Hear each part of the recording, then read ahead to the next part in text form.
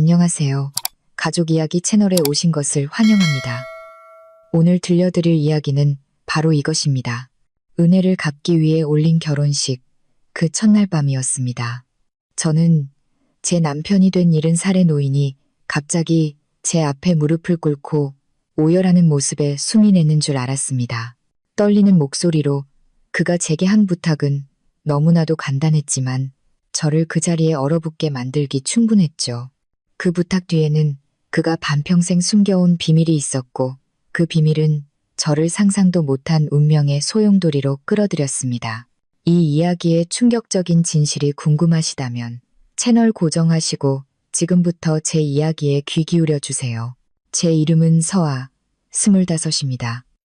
사람들은 제 나이의 여자라면 한창 자신을 가꾸고 연애하며 꿈 같은 결혼을 생각해야 한다고 말하죠. 하지만 제 인생은 완전히 달랐습니다. 제 결혼식에는 화려한 꽃도 친구들의 즐거운 웃음소리도 없었습니다. 마당의 대나무 잎이 바람에 스치는 소리와 대문 뒤에 숨어서 힐끔거리는 이웃들의 호기심, 어린 시선뿐이었죠. 그들은 저와 제 옆에 선 박 선생님을 번갈아 쳐다봤습니다. 희끗희끗한 백발에 허리는 약간 굽고 깊은 눈에는 평생의 고단함이 담겨있는 70살의 남자, 선생님이 돌아가신 조상님들 사진 앞에서 제 손을 잡는 순간 등 뒤에서 수군거리는 소리가 선명하게 들렸습니다. 세상에, 저 아가씨 저 할아버지랑 진짜 결혼하는 거야? 무슨 은혜를 갚는다고 하던데. 집이 엄청 가난하대. 저 할아버지가 얼마나 더 살겠어? 한마디 한마디가 비수처럼 가슴에 박혔지만 저는 아무 말도 하지 않았습니다. 제가 왜 이 자리에 서 있는지 알고 있었으니까요. 저는 박 선생님과 은혜를 갚기 위해 결혼했습니다. 눈에 보이지 않는 빚, 하지만 제게는 수년 동안 너무나도 무거운 빚이었습니다. 제가 선생님을 처음 만난 건 18살 때였습니다. 그날은 비가 억수같이 쏟아졌죠. 채소를 팔고 자전거를 타고 돌아오시던 어머니가 트럭에 치였습니다. 길 한복판에 쓰러진 어머니의 옷은 피로 흠뻑 젖어갔습니다. 현장에 막 도착한 저는 두려움에 다리가 풀려 제대로 서 있지도 못했습니다. 사람들은 그저 둘러서서 보기만 할 뿐 누구 하나 엮일까 두려워 어머니를 병원으로 옮길 생각을 못했습니다. 그때 전혀 모르는 사이였던 박 선생님만이 달려와 어머니를 번쩍 안아 차에 태우며 소리쳤습니다. 아가씨, 어서 타요. 병원으로 갑시다. 선생님 덕분에 어머니는 목숨을 구했지만 사고를 낸 운전자는 끝까지 책임을 회피했습니다. 만약 선생님이 안 계셨다면 저는 영영 어머니를 잃었을 겁니다. 그날 이후 저는 선생님을 은인으로 여겼지만 선생님은 단 한 번도 지난 일을 입에 올리지 않으셨습니다. 그저 평범한 이웃처럼 지내자고 하셨죠. 몇 년 후 아버지가 일찍 돌아가시고 집에는 저와 어머니 둘만 남았습니다. 어머니의 몸은 날로 쇠약해졌고 공장에서 일하는 제 월급으로는 약값을 대기에도 벅찼습니다. 그때마다 박 선생님이 가끔씩 들러 약이나 과일, 낡은 선풍기, 때로는 병원비를 쥐어주셨습니다. 선생님은 너무나도 조용히 도와주셔서 제가 어떻게 보답해야 할지 막막할 정도였습니다. 선생님은 항상 갚을 필요 없다며 나중에 형편이 나아지면 다른 어려운 사람을 도우면 된다고 말씀하셨습니다. 하지만 제 마음은 편치 않았습니다. 언젠가 이 빚을 아주 작은 부분이라도 꼭 갚아야겠다고 늘 다짐했습니다. 그리고 마침내 그날이 왔습니다. 어느 해 진력, 선생님이 저희 집으로 찾아와 마당에서 한참을 서성였습니다. 무언가 깊이 고뇌하는 모습이었습니다. 제가 달려나가 대문을 열자 선생님은 슬픔과 두려움, 그리고 희망이 뒤섞인 이상한 눈빛으로 저를 바라보셨습니다. 선생님은 떨리는 목소리로 말했습니다. 서아 양, 내가 부탁할 게 있는데. 이걸 말하면 서아 양이 화를 낼까봐 두렵구먼. 저는 선생님을 집 안으로 모시고 차 한 잔을 내드렸습니다. 선생님은 몇 분 동안 아무 말도 하지 못하셨습니다. 침대에 누워 계시던 어머니도 걱정스러운 얼굴로 선생님을 바라보셨죠. 마침내 선생님은 긴 한숨을 내쉬며 입을 열었습니다. 네, 내가 아프다네. 의사가 오래 살지 못할 거라고 하더군. 그런데 나는 아내도 자식도 없이 혼자 잤나. 방구석에서 외롭게 죽고 싶지는 않아. 저는 할 말을 잃었습니다. 하지만 선생님의 말은 끝나지 않았습니다. 만약 서아 양이 내 아내가 되어준다면 이 작은 집을 자네 모녀에게 남겨주겠네. 다른 건 아무것도 바라지 않아. 그저 내 마지막 날들에 말벗이 되어줄 사람이 있었으면 좋겠네. 그거면 충분해. 어머니는 울음을 터뜨릴 뻔했고 저는 그 자리에 얼어붙었습니다. 저는 박 선생님을 사랑하지 않았습니다. 할아버지 버린 남자와 결혼할 것이라고는 상상도 해본 적 없었습니다. 하지만 저는 선생님께 빚을 졌습니다. 선생님이 아니었다면 어머니는 이미 이 세상에 없었을 겁니다. 선생님이 아니었다면 지난 몇 년간 저희는 버티지 못했을 겁니다. 저는 꼬박 사흘 밤낮을 고민했습니다. 마지막 날 밤, 저는 어머니의 방으로 들어가 말했습니다. 엄마, 저 그렇게 할게요. 어머니는 얼굴을 감싸고 우셨고 제 마음은 누가 칼로 도려내는 듯 아팠습니다. 결혼식은 간소하게 치러졌습니다. 저는 지인에게 빌린 하얀 원피스를 입었고 박 선생님은 어깨 부분이 닳았지만 반듯하게 다려진 낡은 양복을 입으셨습니다. 선생님이 친척들 앞에서 제 손을 잡았을 때 그 손이 너무나 떨려서 선생님의 심장 박동이 제게까지 전해지는 듯 했습니다. 사랑하지는 않았지만 저는 선생님을 존경했습니다. 그리고 첫날 밤이 되었습니다. 작은 방 안 은은한 노란 불빛 아래 저는 더욱 어색해졌습니다. 침대 끝에 걸터 앉아 수건만 만지작거리며 무슨 말을 해야 할지 몰랐습니다. 박 선생님이 방으로 들어왔습니다. 저를 불편하게 할까봐 아주 조심스러운 발걸음이었습니다. 하지만 문이 닫히는 순간 저는 상상도 못한 일을 겪었습니다. 선생님이 갑자기 무릎을 꿇는 것이었습니다. 저는 화들짝 놀라 벌떡 일어났습니다. 선생님, 지금 뭐 하시는 거예요? 어서 일어나세요. 하지만 선생님은 일어나지 않았습니다. 선생님은 울고 계셨습니다. 70살 남자의 눈물이 앙상한 손등 위로 뚝뚝 떨어졌습니다. 서아 양, 내가 한 가지만 부탁하겠네. 제발 나를 두려워하거나 나쁘게 생각하지 말아주게. 네, 내가 부부간의 도리를 바라고 자네와 결혼한 게 아니야. 그저 내 마지막 가는 길에 내 이야기를 들어줄 사람, 나를 남편이라 불러줄 사람이 있었으면 했을 뿐이네. 저는 그 자리에 못 박힌 듯 서 있었습니다. 심장이 이상하게 저려왔습니다. 선생님은 목이 메어 말을 이었습니다. 제발 나를 혼자 두지 말아주게. 오늘 밤은 그저 내 옆에 잠시만 앉아주면 되네. 그걸로 충분해. 저는 눈앞에서 떨고 있는 남자를 보며 처음으로 그가 얼마나 외로운 사람이었는지 온몸으로 느꼈습니다. 그리고 저는 몰랐습니다.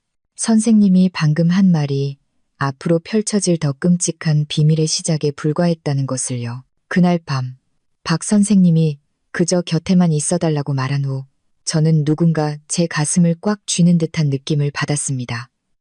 두려움 때문이 아니라 연민 때문이었습니다. 저는 선생님 옆에 앉아 제 손을 가볍게 선생님의 어깨에 올렸습니다. 제 손은 가늘게 떨렸지만 제가 거부하는 것이 아님을 선생님께 알리기엔 충분했습니다. 선생님은 고개를 들어 저를 바라봤습니다.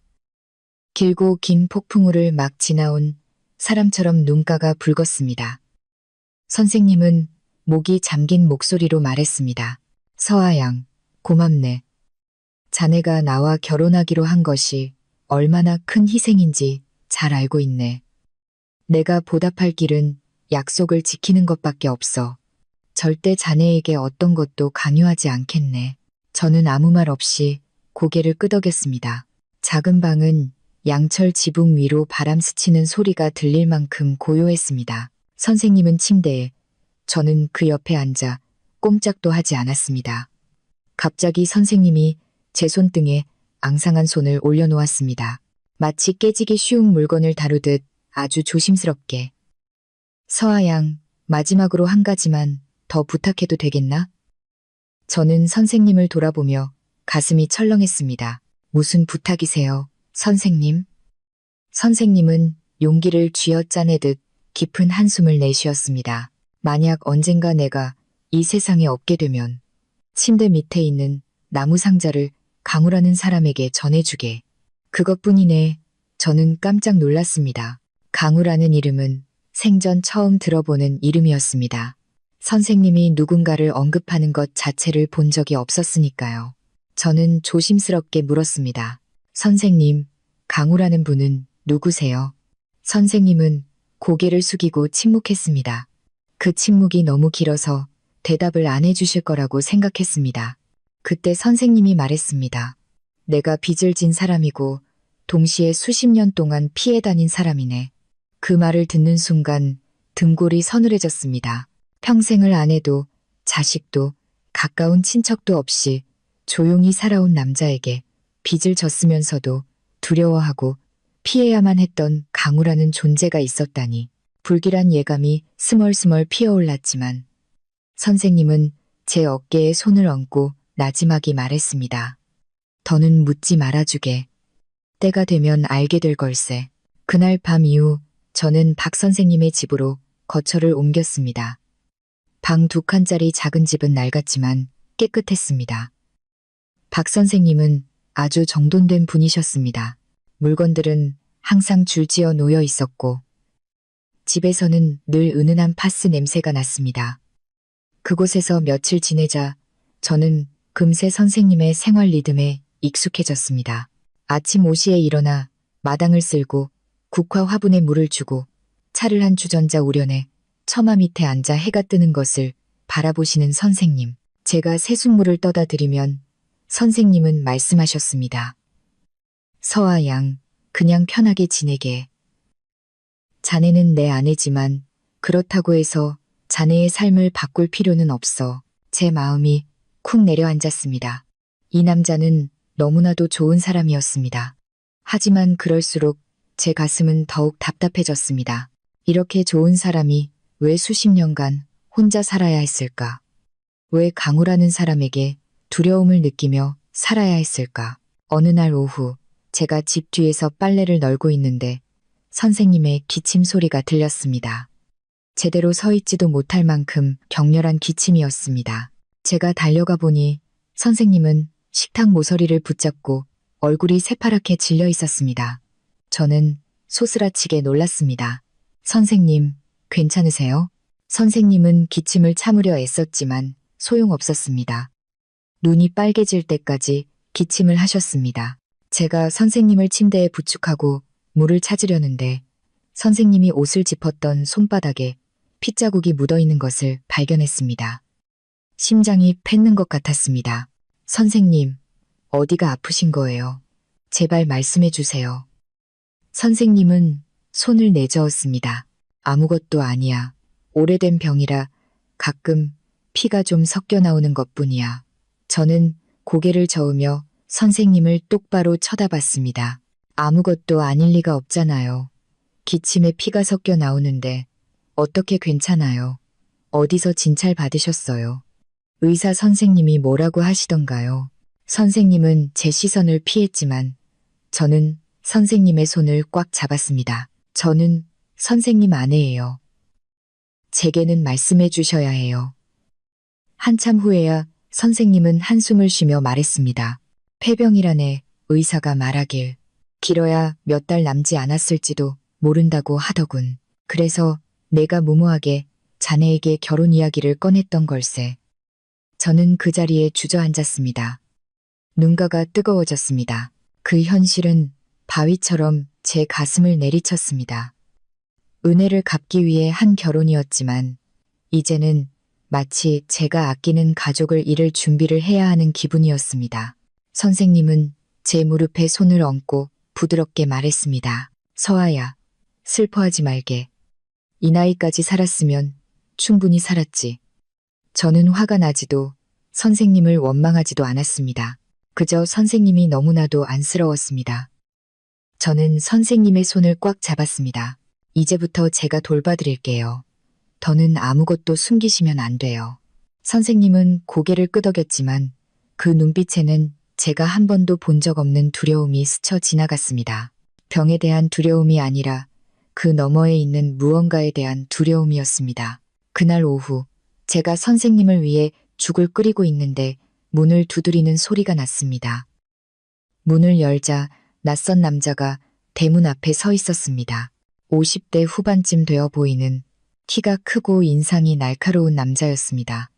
그 눈빛이 어찌나 날카로운지 저도 모르게 몸이 움츠러들었습니다. 그는 저를 뚫어지게 쳐다보며 이상한 질문을 던졌습니다. 당신이 박민준 씨 아내요? 저는 경계심을 늦추지 않으며 고개를 끄덕였습니다. 네, 맞는데요. 누구시죠? 그는 바로 대답하지 않았습니다. 그의 시선은 집안 구석구석을 훑다가 박 선생님의 방문 앞에서 멈췄습니다. 그는 낮은 목소리로 물었습니다. 그 영감, 아직 살아있소? 저는 할 말을 잃었습니다. 무슨 말씀을 그렇게 하세요? 당연히 살아계시죠. 남자는 비웃듯 입꼬리를 올렸습니다. 난 또 죽은 줄 알았지. 온몸에 소름이 돋았습니다. 저는 한 걸음 뒤로 물러섰습니다. 누구신데 박 선생님을 찾으시는 거죠? 그는 저를 똑바로 쳐다봤습니다. 그 눈빛은 칼날처럼 차가웠습니다. 나는 강우라고 하오. 저는 그 자리에 얼어붙었습니다. 그 이름. 첫날 밤 박 선생님이 언급했던 바로 그 이름이었습니다. 수십 년간 빚을 졌고 두려워했다던 바로 그 사람이 우리 집 문 앞에 서 있었습니다. 그는 한 걸음 안으로 들어서며 으르렁거리듯 말했습니다. 박민준 씨를 만나야겠소. 나와 그 사람 사이의 빚, 이제는 갚아야 할 때가 됐으니. 집안에서 박 선생님이 기침하며 저를 불렀습니다. 서아야, 누구냐? 제가 돌아보자 선생님은 벽을 짚고 서 있었습니다. 얼굴은 새하얗게 질려 있었고 입술은 바들바들 떨렸으며 눈은 공포로 가득 차 커져 있었습니다. 선생님이 그렇게까지 두려워하는 모습은 처음 봤습니다. 저는 직감했습니다. 이 일은 결코 간단하지 않다는 것을, 그리고 저는 선생님이 40년 동안 숨겨온 비밀의 소용돌이 속으로 막 발을 들여놓은 것이었습니다. 박 선생님이 강우라는 남자를 문 앞에서 발견한 순간, 저는 선생님이 그렇게까지 두려워하는 모습을 본 적이 없었습니다. 얼굴은 새하얗게 질렸고 입술은 숨도 제대로 못 쉴 듯 떨렸습니다. 선생님은 문틀을 꽉 붙잡은 채 몸이 반쯤 무너져 내렸습니다. 제가 달려가 선생님을 부축했습니다. 선생님, 진정하세요. 제가 있잖아요. 하지만 선생님은 제 말을 듣지 못했습니다. 선생님의 시선은 마치 악마를 만난 것처럼 저 남자에게 고정되어 있었습니다. 강우 씨는 가만히 서서 뒷짐을 진 채 강철처럼 차가운 눈빛을 하고 있었습니다. 그는 마당으로 한 걸음 더 들어서며 낮은 목소리로 말했습니다. 아직까지 살아있을 줄은 몰랐군. 그 말은 책망이 아니라 아쉬움처럼 들렸습니다. 마치 그가 박 선생님이 오래전에 죽었기를 바랐던 것처럼 제 심장이 쿵쾅거렸습니다. 박 선생님은 거친 숨을 몰아쉬며 겨우 몸을 일으켰습니다. 강우, 자네가 여긴 어쩐 일인가? 네, 내겐 자네에게 줄 것이 아무것도 없네. 강우 씨는 가볍게 웃었습니다. 그 웃음소리에 등골이 오싹해졌습니다. 돈 받으러 온 거 아니오. 그는 더 가까이 다가왔습니다. 진실을 되찾으러 왔소. 저는 박 선생님 앞을 가로막았습니다. 무슨 말씀이신지 모르겠지만 제게 말씀하세요. 선생님은 지금 몸이 안 좋으셔서 서 있기도 힘드세요. 선생님을 힘들게 하지 마세요. 강우 씨는 저를 흘끗 쳐다봤습니다. 그 눈빛은 싸늘했습니다. 당신 젊은 나이에 저 영감이랑 결혼했지. 당신은 당신 남편에 대해 아무것도 몰라. 저는 주먹을 꽉 쥐고 평정심을 유지하려 애썼습니다. 똑똑히 말씀하세요. 박 선생님이 무슨 빚을 졌다는 건가요? 강우 씨는 입꼬리를 비틀었습니다. 빚. 그 영감은 사람 목숨 하나를 빚졌소. 저는 깜짝 놀라 그 자리에 얼어붙었습니다. 박 선생님은 의자에 주저앉아 두 손을 부들부들 떨었습니다. 강우 씨는 박 선생님을 쳐다보며 한 글자 한 글자 무겁게 내뱉었습니다. 50년 전 당신은 한 아이를 버렸어. 당신 때문에 죽은 아이를 말이오. 저는 소리쳤습니다. 그럴 리가 없어요. 선생님. 저는 선생님을 쳐다봤지만 선생님은 제 시선을 피한 채 손가락 마디가 하얘질 정도로 주먹을 꽉 쥐고 있었습니다. 숨막히는 침묵이 흘렀습니다. 강우 씨는 집 안으로 들어와 무언가를 찾는 듯 주위를 둘러봤습니다. 제가 방문 앞을 막아섰습니다. 함부로 들어오시면 안 됩니다. 강우 씨는 저를 쳐다봤습니다. 그의 눈은 붉게 충혈되어 있었습니다. 서류를 찾으러 왔소. 그 영감이 수십 년간 숨겨온 증거 말이오. 제가 물었습니다. 무슨 증거요? 출생증명서. 저는 멈칫했습니다. 누구의 출생증명서요? 강우 씨는 천천히 말했습니다. 내 여동생, 그리고 이 남자가 지켜주겠다고 약속했다가 버린 사람의 것이요. 박 선생님이 갑자기 손으로 탁자를 세게 내리쳤습니다. 목소리도 제대로 나오지 않는 절규였습니다. 강우, 그만하게. 옛날 이야기는 꺼내지 마. 하지만 강우 씨는 들은 척도 하지 않았습니다. 그 아가씨는 죽었소. 그는 말을 이었습니다. 17살에 죽었지. 갓 태어난 아기를 품에 안고 허름한 월세방에서 그 아기가 바로 나요. 저는 입을 떡 벌렸습니다. 박 선생님을 돌아보니 선생님은 울고 계셨습니다. 눈물이 뺨을 타고 흘러내렸지만 닦을 생각도 못 하셨습니다. 선생님의 입은 더듬거렸습니다. 미안하네, 강우. 정말 미안하네. 저는 온몸이 차갑게 식는 것을 느꼈습니다. 제대로 들어야 했습니다. 저는 강우 씨를 향해 떨리는 목소리로 물었습니다. 방금 태어나자마자 고아가 되셨다고. 강우 씨는 가볍게 고개를 끄덕였습니다. 나는 보육원에서 자랐소. 수년간 우리 모자를 버린 사람이 누군지 찾아다녔지. 그리고 마침내 박민준이라는 이름을 찾아냈소. 저는 박 선생님을 돌아봤습니다. 선생님, 이게 어떻게 된 일이에요? 말씀해 주세요. 선생님은 얼굴을 감쌌습니다. 숨이 너무 가빠서 곧 쓰러질 것만 같았습니다.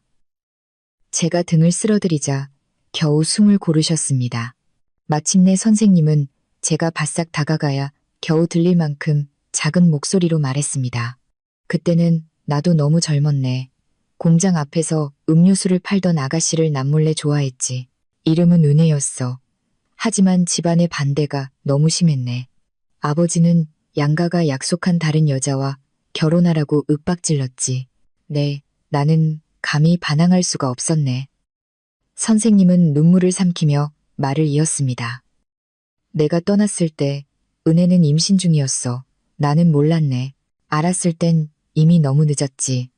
아버지는 은혜를 돕는 걸 철저히 막으셨네.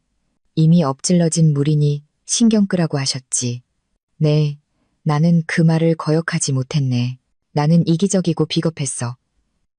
강우 씨는 주먹을 꽉 쥐고 이를 갈았습니다. 그리고 그 비겁함 때문에 내 어머니는 죽었소. 저는 숨을 헐떡였습니다. 마치 누군가 제 심장을 세게 내리친 것 같았습니다. 박 선생님은 흐느껴 울었습니다. 모든 것을 잃은 사람처럼 울었습니다. 내가 죄인이야. 평생 누구도 만날 엄두를 내지 못했네. 아이를 가질 수도 누구의 눈도 마주칠 수가 없었어. 혼자 살면서 죗값을 치르려고 했네. 하지만 자네를 만나게 될 줄은 몰랐어. 강우 씨는 차갑게 말했습니다. 당신을 죽이러 온 건 아니오. 물으러 왔소. 그는 박 선생님을 똑바로 쳐다봤습니다. 나를 찾아본 적은 있소. 박 선생님은 목이 메어 바로 대답하지 못했습니다. 그리고 한 글자 한 글자 무겁게 떨어뜨리듯 말했습니다. 있었네. 10년 동안 찾아다녔지. 하지만 그때 자네는 이미 입양된 후였어. 아무도 자네가 어디 있는지 말해주지 않았네. 그렇게 자네를 놓쳤어. 강우 씨는 가방끈을 꽉 쥐었습니다. 눈이 붉게 충혈되었습니다. 정말로 내 어머니를 사랑했다면 왜 지켜주지 못했소? 박 선생님은 고개를 숙였습니다. 용기가 없었네. 나는 약했고 내가 잘못했네. 두 남자, 한 노인과 한 중년 남자는 너무 오랫동안 끊어진 삶의 조각처럼 마주 섰습니다. 그들 사이에선 저는 숨이 막혔습니다. 어떻게 해야 할지 몰랐습니다. 박 선생님이 안타까우면서도 사랑받지 못하고 자라 수십 년간 증오를 품고 살아온 강우 씨가 가여웠습니다. 한참 후 강우 씨는 고개를 돌렸습니다. 목소리는 쉬어 있었습니다. 복수하러 온 게 아니오. 단지 왜 그랬는지 알고 싶었을 뿐이오. 이제 들었으니 나도 혼자 있을 시간이 필요하오. 그는 등을 돌려 문 밖으로 나갔습니다. 하지만 마당을 떠나기 전 그는 멈춰서서 제 다리를 후들거리게 만드는 한마디를 던졌습니다. 아직 끝나지 않았소. 조사해야 할 게 하나 더 있소. 그날 어머니의 죽음이 단순하지 않았던 것 같다는 의심이 들어서 저는 눈을 동그랗게 떴습니다. 그게 무슨 말씀이세요? 강우 씨는 저를 보지 않고 말했습니다. 다른 누군가가 개입한 것 같다는 의심이요. 두 사람 모두 희생자였을지도 모르지. 저는 소름이 돋았고 그는 떠났습니다. 박 선생님은 마룻바닥에 쓰러졌습니다. 저는 선생님을 꽉 껴안고 떨었습니다. 선생님, 숨 쉬세요. 저 무섭게 하지 마세요. 하지만 박 선생님의 눈에 남은 것은 그 어느 때보다 깊은 공포뿐이었습니다. 그리고 저는 깨달았습니다. 우리는 단지 박 선생님의 과거가 아니라 더 깊고 어두운 이제 막 수면 위로 떠오르기 시작한 또 다른 진실과 마주하고 있다는 것을요. 저는 박 선생님을 침대에 눕혔습니다. 선생님의 손은 온기가 모두 빠져나간 듯 차가웠습니다. 제 심장은 쿵쾅거렸습니다.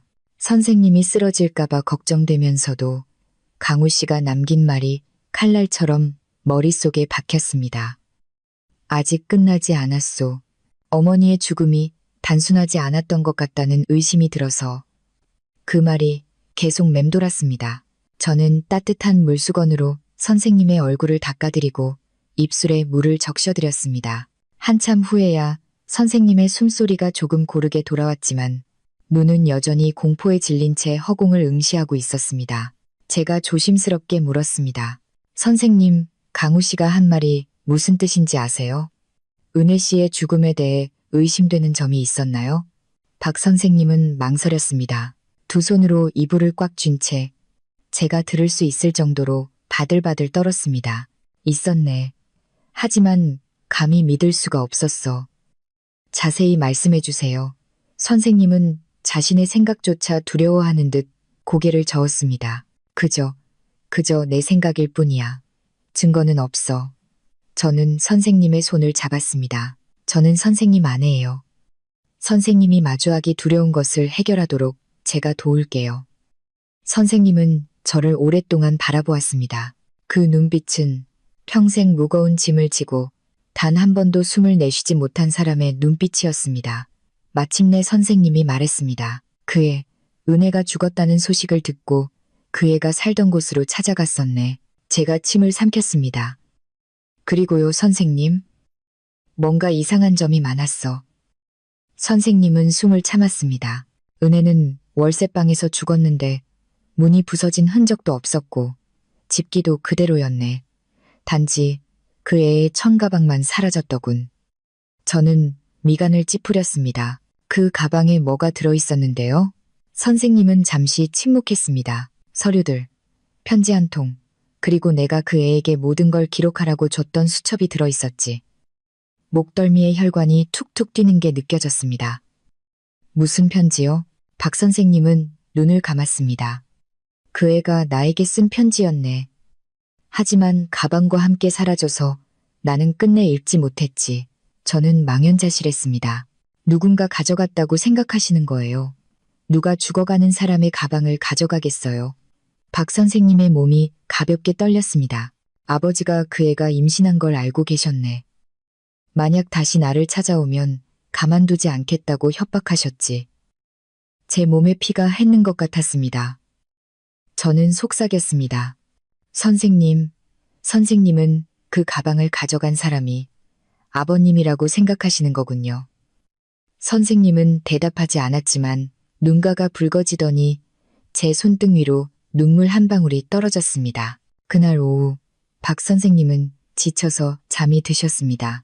저는 거실에 앉아 시계가 째깍거리는 소리를 들으며 불안에 떨었습니다. 이 이야기를 이렇게 중간에 멈추게 둘 수는 없었습니다. 만약 은혜 씨의 죽음에 떳떳하지 못한 구석이 있다면 강우 씨는 평생 오해 속에서 살아온 것이고 박 선생님은 자책감의 병이 더욱 깊어질 것이었습니다. 저는 선생님의 방으로 들어갔습니다. 침대 밑에서 선생님이 전에 말했던 나무 상자를 찾아냈습니다.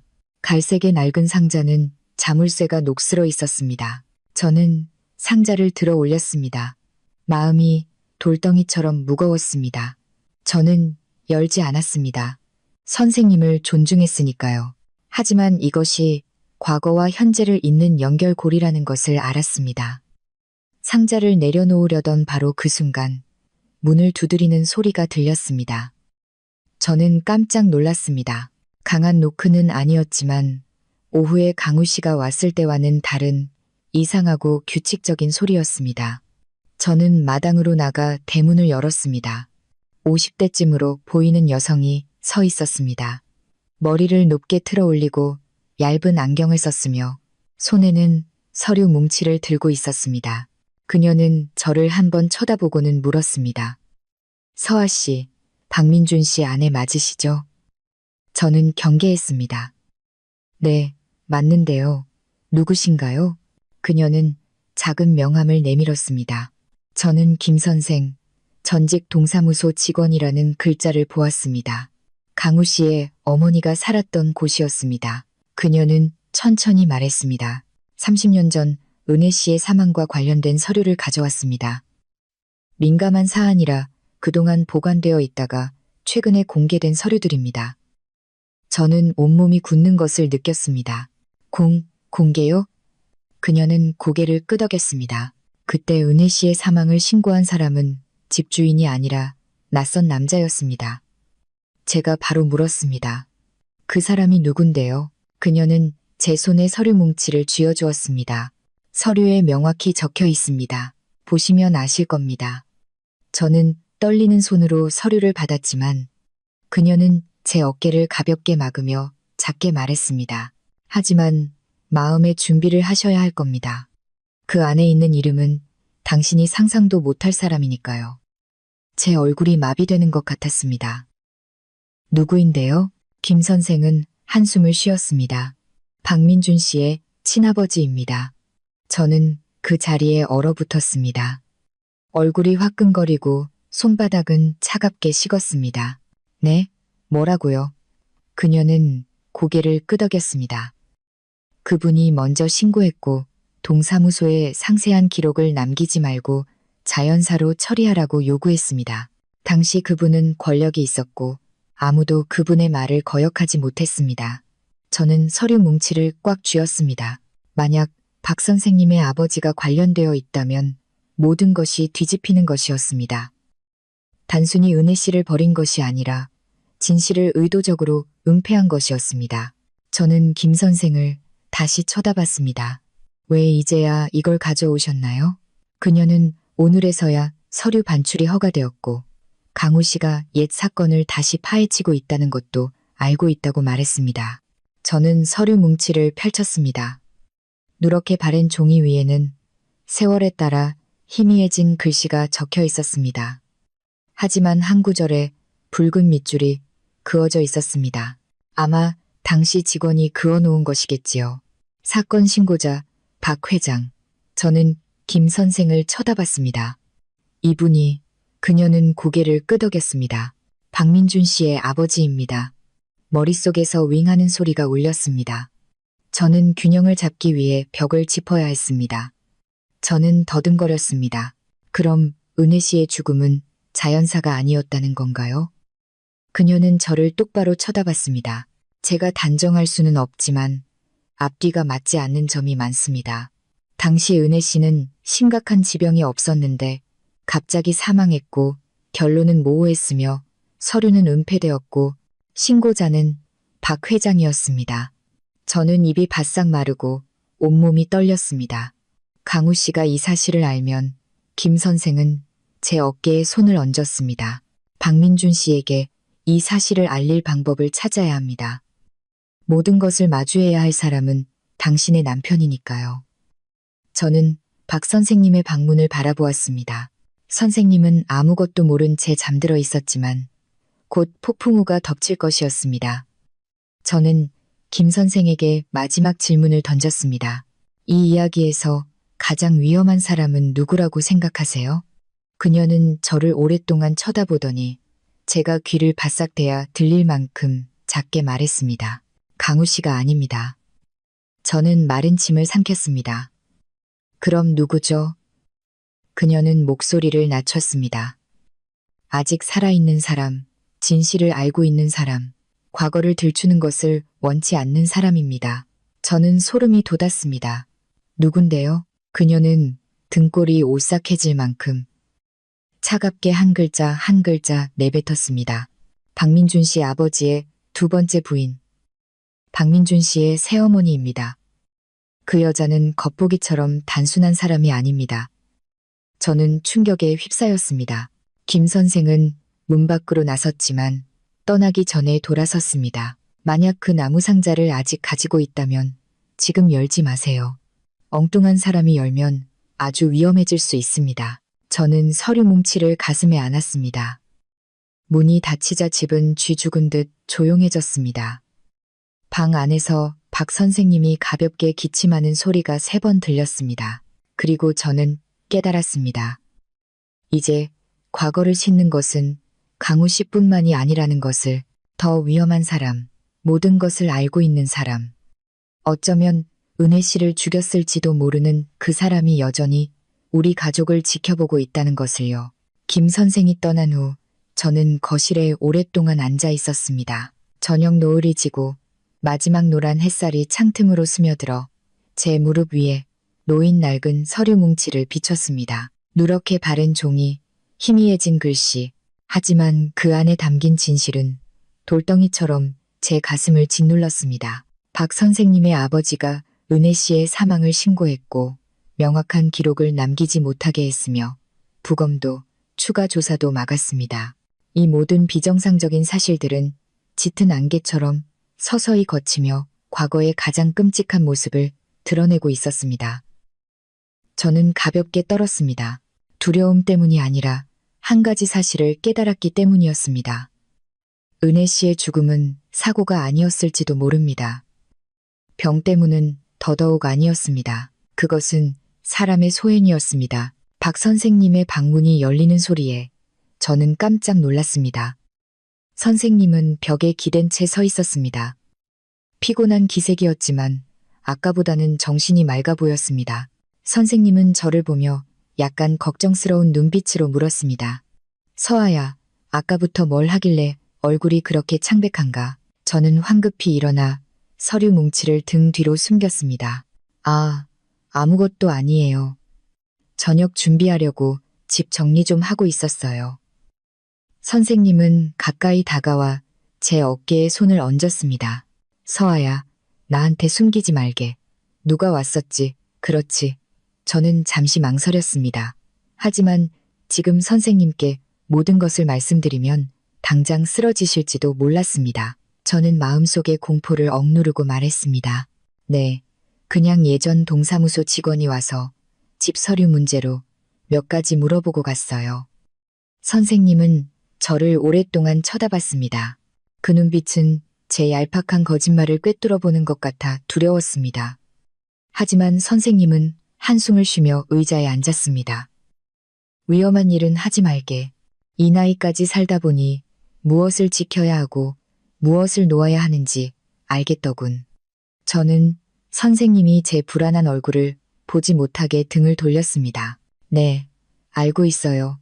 하지만 속으로는 분명히 알고 있었습니다. 저는 놓지 않을 겁니다. 진실을 알아내고 선생님을 지켜야 했습니다. 그날 저녁 죽을 끓여 상을 차렸습니다. 박 선생님은 몇 숟가락 드시더니 기침을 하셨습니다. 오후처럼 심하지는 않았지만 입가에 작은 핏자국이 묻어나는 것을 보기엔 충분했습니다.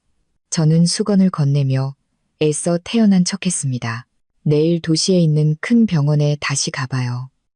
병을 더 키우시면 제가 마음이 안 놓여요.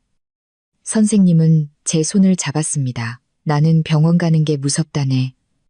뭐가 무서우세요? 사람들이 내가 얼마 못 살 거라고 말하는 게 무서워. 자네가 막 내 인생에 들어왔는데 아직 죽고 싶지가 않아. 저는 목이 메어 가슴이 아팠습니다. 그런 말씀 마세요. 저는 선생님과 결혼했고 선생님을 돌볼 책임이 있어요. 그리고 과거의 일은 제가 해결하도록 도울게요. 선생님은 깜짝 놀라 저를 똑바로 쳐다봤습니다. 서아야, 그 일에 엮이지 말게. 간단한 일이 아니야. 저는 한 글자 한 글자 힘주어 말했습니다. 간단하지 않기 때문에 더더욱 밝혀야 해요. 선생님의 몸이 떨렸습니다. 그 사람은 보통 사람이 아니야. 서아야. 저는 숨을 멈췄습니다. 새어머님 말씀이세요. 그분이 선생님께 무슨 짓을 하셨나요? 선생님은 침묵했습니다. 그 침묵은 너무나 길고 무거워서 벽에 걸린 시계의 째깍거리는 소리가 선명하게 들릴 정도였습니다. 마침내 선생님은 아주 작은 목소리로 말했습니다. 그분은 누가 은혜 이야기를 꺼내는 걸 싫어하셨네. 옛날 이야기를 묻는 것도 자기 뜻을 거스르는 것도 싫어하셨지. 내가 수십 년을 같이 살아봐서 잘 알아. 등골이 오싹해지는 기분이었습니다. 그분이 다른 사람을 해칠 수도 있다는 말씀이세요? 박 선생님은 제 눈을 똑바로 쳐다봤습니다. 눈가가 붉어졌습니다. 서아야, 증거는 없네. 하지만 나는 그분이 그럴 능력이 충분하다고 믿네. 그분은 아주 영리하고 아주 인내심이 강해. 숨기는 법도 계산하는 법도 알지. 심지어 아버지조차 그분을 두려워했어. 저는 마른 침을 삼켰습니다. 박 선생님의 아버지처럼 권위 있고 동사무소 기록까지 좌지우지할 수 있었던 남자가 두려워했던 여자라니. 대체 어떤 사람이란 말인가? 제가 조심스럽게 물었습니다. 그분 아직 살아계시나요, 선생님? 선생님은 고개를 끄덕였습니다. 아직 고향에 계시고 강우가 돌아온 것도 분명 알고 계실 걸세. 저는 깜짝 놀랐습니다. 그분이 우리를 신경 쓰고 있을 거라고 생각하세요? 선생님은 속삭였습니다. 어쩌면 그 이상일지도 모르지. 밤이 깊어지고 박 선생님은 일찍 잠자리에 드셨습니다. 저는 거실에 앉아 아직 다 펼쳐보지 못한 서류 뭉치를 손에 들고 있었습니다. 김 선생의 말, 강우 씨의 눈빛, 박 선생님의 떨리는 표정이 머릿속을 맴돌았습니다.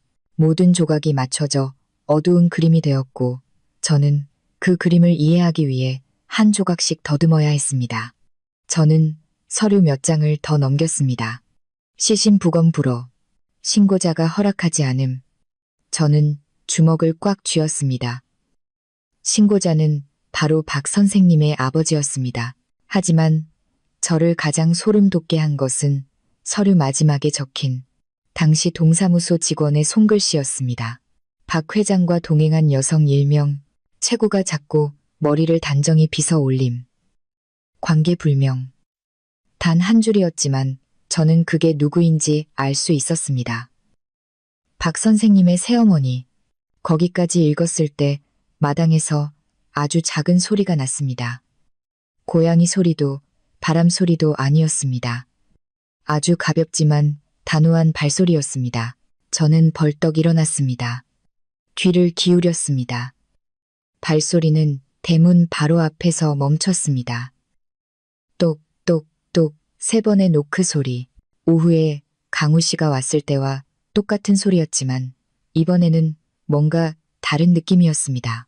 제가 문을 살짝 열었고 거의 그 자리에서 얼어붙었습니다. 밖에는 60대쯤으로 보이는 여자가 서 있었습니다. 머리를 높게 틀어 올리고 목까지 단추를 채운 갈색 옷을 입은 눈빛이 정육점 칼날처럼 날카로운 여자였습니다. 그녀는 제 머리부터 발끝까지 훑어보더니 귓가에 박히듯 천천히 말했습니다. 네가 서하구나. 저는 겨우 고개를 끄덕였습니다. 그녀는 아주 희미하게 하지만 등골이 오싹해질 정도로 차갑게 웃었습니다. 나는 이 여사라고 한다. 내 남편의 새어머니지.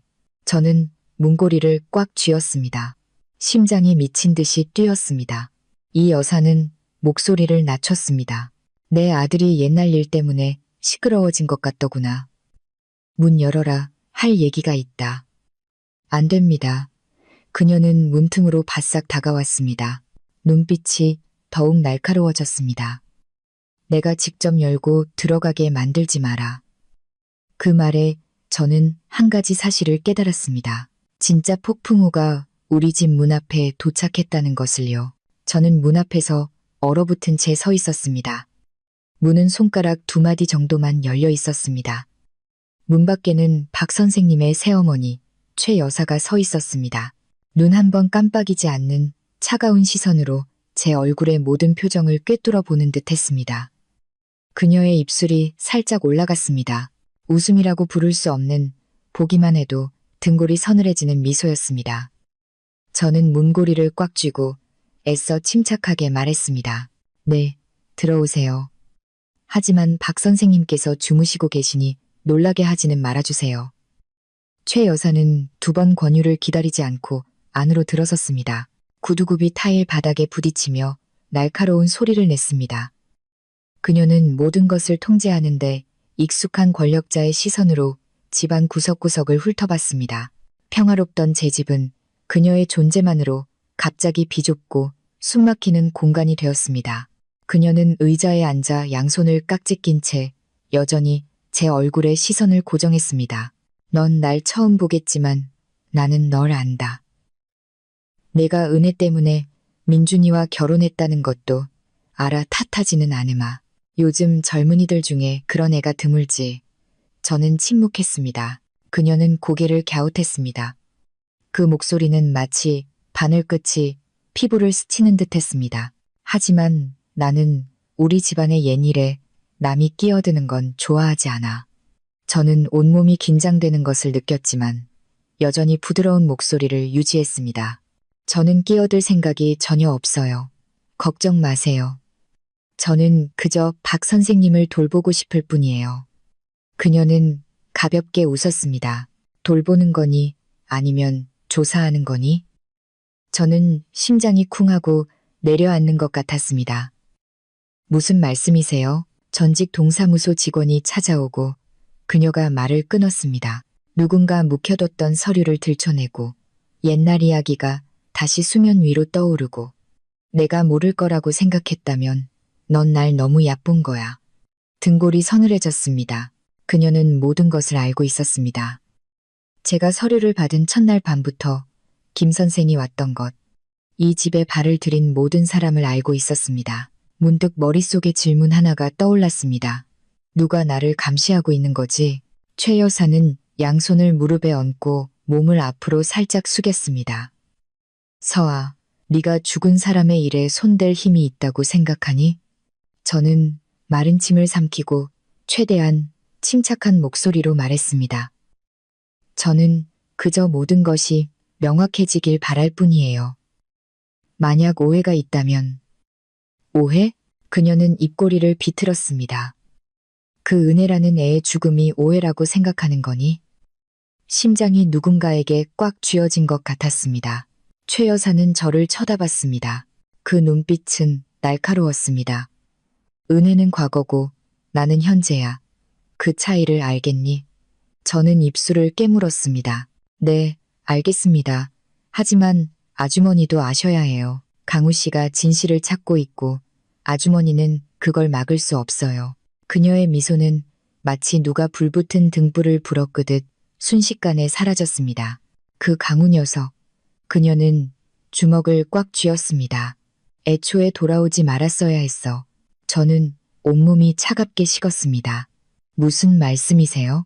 그녀는 제 눈을 똑바로 처음으로 피하지 않고 쳐다봤습니다. 옛날에 그 녀석을 보육원에 데려다 준 게 바로 나다. 저는 벌떡 일어났습니다. 네, 뭐라고요? 그녀의 목소리는 날씨 이야기를 하듯 아무렇지 않았습니다. 그때는 핏덩이였지. 서류도 엄마도 없고 아무도 맡으려 하지 않았어. 게다가 우리 집안의 오점이었으니까. 나는 해야 할 일을 했을 뿐이다. 저는 제 손이 떨리는 것을 똑똑히 느꼈습니다. 아주머니, 그렇게 하는 것이 한 아이의 인생을 송두리째 망가뜨리는 일이라는 걸 아셨나요? 그녀는 눈썹을 치켜떴습니다. 나와 아무 상관없는 아이일 뿐. 나는 내 가족만 생각했어. 그리고 은혜가 죽은 건 나 때문이 아니야. 저는 의자에 주저앉았습니다. 심장이 마구 뛰었습니다. 나 때문이 아니야. 그렇다면 누구 때문이란 말인가? 박 선생님의 아버지? 아니면 다른 무언가? 그녀는 저를 쳐다봤습니다. 그 얼굴에는 죄책감이라곤 한 점도 없었습니다. 내가 말해주지. 옛일은 그냥 묻어두는 게 좋아. 죽은 사람은 죽었고 산 사람은 계속 살아야지. 내가 여기 온 건 너에게 그걸 깨우쳐주기 위해서야. 저는 목구멍에 걸린 덩어리를 삼켰습니다. 만약 아주머니께서 잘못한 게 없다면 왜 저를 찾아와 경고하시는 거죠? 그녀의 눈이 가늘어졌습니다. 입술이 칼날처럼 얇은 미소를 그렸습니다. 정말 고집불통이구나. 민준이가 왜 널 좋아하는지 알겠어. 저는 주먹을 꽉 쥐었습니다. 진심으로 말씀드리는 거예요. 누구도 끌어들이고 싶지 않아요. 하지만 박 선생님께서 괴로워하고 계세요. 진실은 밝혀져야 해요. 그녀는 일어나 옷매무새를 가다듬었습니다. 넌 이해 못해. 진실은 아무나 감당할 수 있는 게 아니거든. 저는 양손으로 책상을 짚었습니다. 진실이 두려우신 건가요? 아니면 아주머니께서 하신 일이 다른 사람에게 알려지는 게 두려우신 건가요? 그녀는 정확히 1초 멈췄습니다. 단 1초. 하지만 그 순간 저는 제가 그녀가 숨기는 것을 건드렸다는 것을 알았습니다. 그리고 그녀는 몸을 돌려 문으로 향했습니다. 떠나기 전 그녀는 제 발밑에 땅이 흔들리는 듯한 느낌을 주는 한마디를 던졌습니다. 서아, 만약 계속 파헤친다면 넌 민준이뿐만 아니라 내 친어머니까지 위험에 빠뜨리게 될 거다. 저는 입을 떡 벌렸습니다. 지금 저희 엄마를 협박하시는 건가요? 그녀는 돌아보지 않고 한마디를 툭 던졌습니다. 나는 사실을 말할 뿐이야. 시골에 내 어머니 혼자 사시지. 집으로 가는 길은 꽤 어둡더구나. 입 조심하지 않으면 후회하게 될까봐 걱정돼서 하는 말이다. 심장이 나락으로 떨어지는 것 같았습니다. 그녀는 집을 나섰지만 그 목소리는 여전히 맴돌았습니다. 내 말을 기억해라. 두 번째 죽음이 일어나게 하지는 마. 대문이 닫히고 차가운 쇳소리가 울렸습니다. 저는 그 자리에 서 있었습니다. 두 손은 손톱이 살을 파고들 정도로 꽉 쥐어져 있었습니다. 저는 떨었습니다. 두려워서가 아니라 분해서, 억울해서, 박 선생님이 안타까워서, 강우 씨가 가여워서, 그리고 한 가지를 깨달았기 때문입니다. 최 여사는 자신의 비밀을 지키기 위해 무슨 짓이든 할 사람이라는 것을. 저는 박 선생님의 방으로 돌아가 모든 것을 말씀드리려 했습니다. 하지만 방문은 이미 열려 있었습니다. 선생님이 그곳에 서 있었습니다. 얼굴은 오후보다 더 창백했고 입술은 달싹거렸으며 눈은 초점을 잃은 채 허공을 응시하고 있었습니다. 제가 나지막이 불렀습니다. 선생님. 선생님은 가슴에 손을 얹고 거친 숨을 몰아쉬더니 절망에 빠진 듯 속삭였습니다. 서아야, 나 다 들었다. 저는 그 자리에 굳었습니다. 선생님의 몸이 떨렸습니다. 그 사람이 아니야, 서아야. 저는 미간을 찌푸렸습니다. 그게 무슨 말씀이세요? 박 선생님은 고개를 저으며 눈물을 흘렸습니다. 은혜의 죽음. 내 새어머니 짓이 아니야. 저는 등골에 소름이 돋는 것을 느꼈습니다. 그럼 누구예요? 박 선생님은 이를 악물었습니다. 목이 메인 목소리로 저를 그 자리에 주저앉게 만든 한마디를 내뱉었습니다. 강우의 친아버지다. 저는 박 선생님의 말에 그 자리에서 얼어붙었습니다. 방 안의 공기는 누군가 목을 조르는 듯 무겁게 가라앉았고 심장은 어둡고 깊은 구덩이 속으로 세차게 끌려 내려가는 것 같았습니다. 제가 더듬거렸습니다. 선생님, 방금 뭐라고 하셨어요? 강우 씨의 친아버지가 누구인데요? 박 선생님은 침대에 주저앉아 두 손으로 머리를 감쌌습니다. 백발이 가늘게 떨렸습니다. 선생님은 숨을 고르며 한 글자 한 글자 똑똑히 말하려 애썼지만 그 목소리는 마치 말을 내뱉는 순간 모든 것이 무너져 내릴까 두려워하는 사람처럼 떨렸습니다. 서아야, 강우는 내 아들이 아니야. 그리고 내 아버지의 아들도 아니네. 저는 한 걸음 뒤로 물러섰습니다. 얼굴이 어두워졌습니다. 그럼 누구예요? 그 사람이 누구냐고요? 길고 고통스러운 침묵이 흘렀습니다. 박 선생님이 고개를 들었습니다. 눈은 새빨갛게 충혈되어 있었습니다. 수십 년 동안 내 인생을 괴롭힌 남자야. 다시는 내 인생에 나타나지 않을 거라고 생각했던 사람이지. 저는 거의 소리칠 뻔했습니다. 누구냐고요? 선생님은 숨을 깊게 들이마시고는 쉬어버린 목소리로 말했습니다. 그 시절 내 가장 친한 친구였던 녀석, 동철이라고. 저는 멍하니 서 있었습니다. 이야기 처음부터 단 한 번도 등장하지 않았던 이름. 하지만 박 선생님의 입에서 나온 그 이름은 마치 등 뒤를 스치는 차가운 바람처럼 섬뜩했습니다. 저는 선생님 옆에 앉아 애써 평정을 유지했습니다. 선생님, 제게 다 말씀해 주세요. 더는 숨기시면 안 돼요. 모든 것이 드러나고 있잖아요. 박 선생님은 눈앞에 허공을 응시했습니다. 그 시선은 아주 먼 옛날의 기억 어딘가에 고정되어 있었습니다. 그 기억은 단 몇 초 만에 선생님을 10년은 더 늙어 보이게 만들었습니다. 그 시절 나와 동철이는 어릴 때부터 아주 친했네. 가난한 것도 똑같았고 같이 막노동을 했지. 나는 은혜를 좋아했고 동철이도 그랬어. 저는 무겁게 숨을 내쉬었습니다. 그럼 두 분 다 은혜 씨를 마음에 두셨군요. 선생님은 가볍게 고개를 끄덕였습니다. 그래. 하지만 은혜는 나를 선택했네. 우린 서로를 무척 아꼈지. 동철이는 질투했지만 아무 말도 하지 않았어. 나는 시간이 지나면 잊을 거라고 생각했네. 선생님은 힘겹게 침을 삼켰습니다. 목소리가 꽉 막힌 듯 했습니다.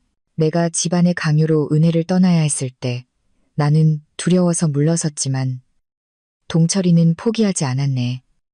늘 은혜에게 접근할 방법을 찾았고 위로했지.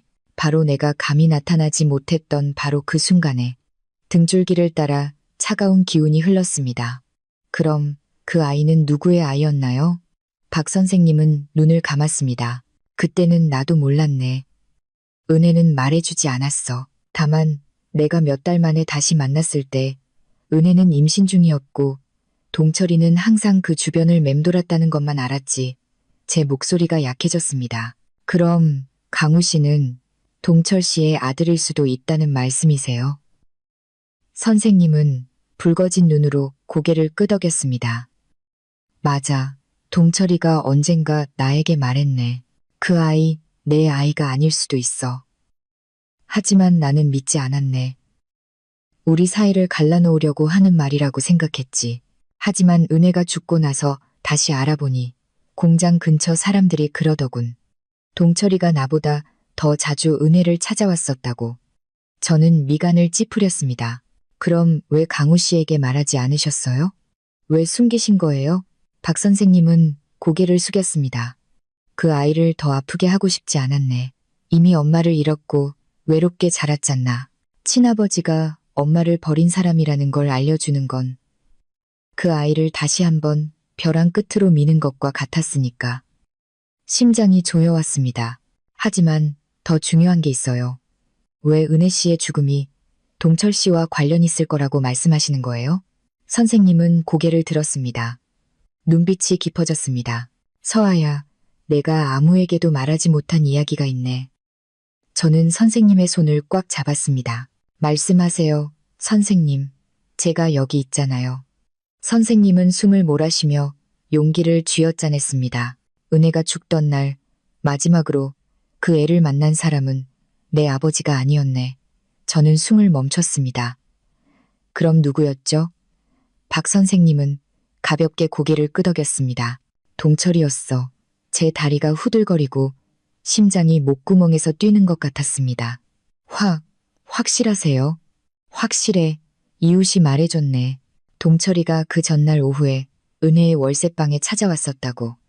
두 사람이 크게 다텀고 은혜는 아주 많이 울었다고 하더군. 사람들이 듣기에 은혜가 아무에게도 말 안 할 테니 제발 가져라고 말했다더군. 그리고 문이 3개 닫히는 소리가 났지. 저는 떨렸습니다. 그리고 다음 날 돌아가신 거군요. 그래, 방 전체가 차갑게 식는 것 같았습니다. 공기가 너무 무거워 숨이 막혔습니다. 박 선생님은 갈라진 목소리로 말을 이었습니다. 경찰에 신고하고 싶었지만 아버지가 막으셨네. 일을 크게 만들면 가문의 명예에 흠이 가고 집안 전체에 영향이 간다고 하셨지. 만약 내가 입을 열면 나를 자식으로 여기지 않겠다고 협박하셨어. 저는 분노에 목이 메었습니다. 그럼 아버님께서 동철 씨를 감싸주신 거군요. 박 선생님은 죄책감 가득한 눈빛으로 저를 쳐다봤습니다. 동철이는 나중에 권력 있는 집안의 여자와 결혼했네. 그 집안이 아버지와 아는 사이였지. 저는 벌떡 일어났습니다. 모든 조각이 무섭도록 정확하게 맞아떨어지는 것 같았습니다. 제가 중얼거렸습니다. 아버님, 최 여사님, 동철 씨, 모두 관련이 있었군요. 모두 알고 있었던 거예요. 선생님은 고개를 끄덕였습니다. 그러니 네가 조사하는 건 너무 위험해. 저는 피가 배어나올 정도로 입술을 깨물었습니다. 하지만 조사하지 않으면 강우 씨는 평생 거짓 속에서 살아야 해요. 선생님은 마지막 빛마저 꺼져버린 듯한 눈으로 저를 쳐다봤습니다. 나는 강우가 친아버지가 동철이라는 걸 알면 감당하지 못할까봐 두렵다네. 제가 대답하려는 순간 마당에서 큰 소리가 났습니다. 저와 선생님 모두 깜짝 놀랐습니다. 발소리가 들리더니 누군가 처마 밑바닥에 쓰러지는 소리가 났습니다. 제가 먼저 달려나가 문을 열었고 심장이 뱉는 것 같았습니다. 마당 한가운데 쓰러져 있는 남자는 다름 아닌 강우 씨였습니다. 얼굴은 창백했고 입에서는 피가 흘렀으며 숨소리는 끊어질 듯 약했습니다. 옷에는 길고 붉은 자상이 선명했습니다. 제가 소리쳤습니다. 강우 씨, 누가 이런 짓을 한 거예요? 그는 힘겹게 눈을 뜨고 저를 쳐다봤습니다. 입술이 떨리며 무언가 말하려 했습니다. 제가 바싹 다가가자 귀를 기울여야 겨우 들릴 만큼 약한 숨소리로 말했습니다. 박민준, 집안 사람, 아무도 믿지 마시오. 저는 손도 들 수 없을 만큼 떨렸습니다. 똑똑히 말씀하세요. 누가 다치게 한 거예요? 강우 씨는 힘겹게 손을 들어 대문 쪽을 가리키려 했지만 손가락은 부들부들 떨리다가 이내 힘없이 떨어졌습니다. 그는 마지막 숨을 내뱉듯 힘겹게 말했습니다. 최 여사가, 아니요, 그 여자가 아니야. 저는 떨었습니다. 그럼 누구예요? 그는 마지막 힘을 쥐어짰습니다. 눈빛은 공포로 가득했습니다. 그 사람은 그의 숨이 끊겼습니다. 입술이 열렸지만 그 이름을 말하기 직전 강우 씨는 제 품에 완전히 쓰러졌습니다. 저는 피투성이가 된 강우 씨의 몸을 끌어안았습니다. 손이 걷잡을 수 없이 떨렸습니다. 그의 숨소리는 너무 약해서 귀를 입에 바싹 대야만 겨우 끊어질 듯한 생명의 소리를 들을 수 있었습니다. 그 순간 저는 분명히 깨달았습니다. 누군가가 우리 집 문 앞에서 그의 입을 막으려 했다는 것을. 제가 크게 소리쳤습니다. 선생님, 이리 와서 좀 도와주세요. 빨리요. 박 선생님이 집 안에서 달려나왔습니다. 그 광경을 보자 다리가 풀려 주저앉을 뻔했지만 가까스로 저를 도와 몸을 일으키며 목소리가 갈라졌습니다. 강우, 세상에 누가 자네를 이렇게 만들었나? 저는 떨리는 목소리로 말했습니다. 아직 숨은 쉬고 계세요. 하지만 너무 약해요. 선생님, 우선 집 안으로 옮겨야 해요. 박 선생님은 기침을 참으며 강우 씨의 상반신을 부축했습니다. 저희 둘은 그를 거실로 끌고 들어갔습니다. 저는 수건으로 그의 어깨 상처를 눌렀습니다. 제 손은 뜨겁고 미끈한 피로 흥건했습니다. 너무 끔찍해서 손이 덜덜 떨렸습니다. 박 선생님이 목맨 소리로 저를 불렀습니다.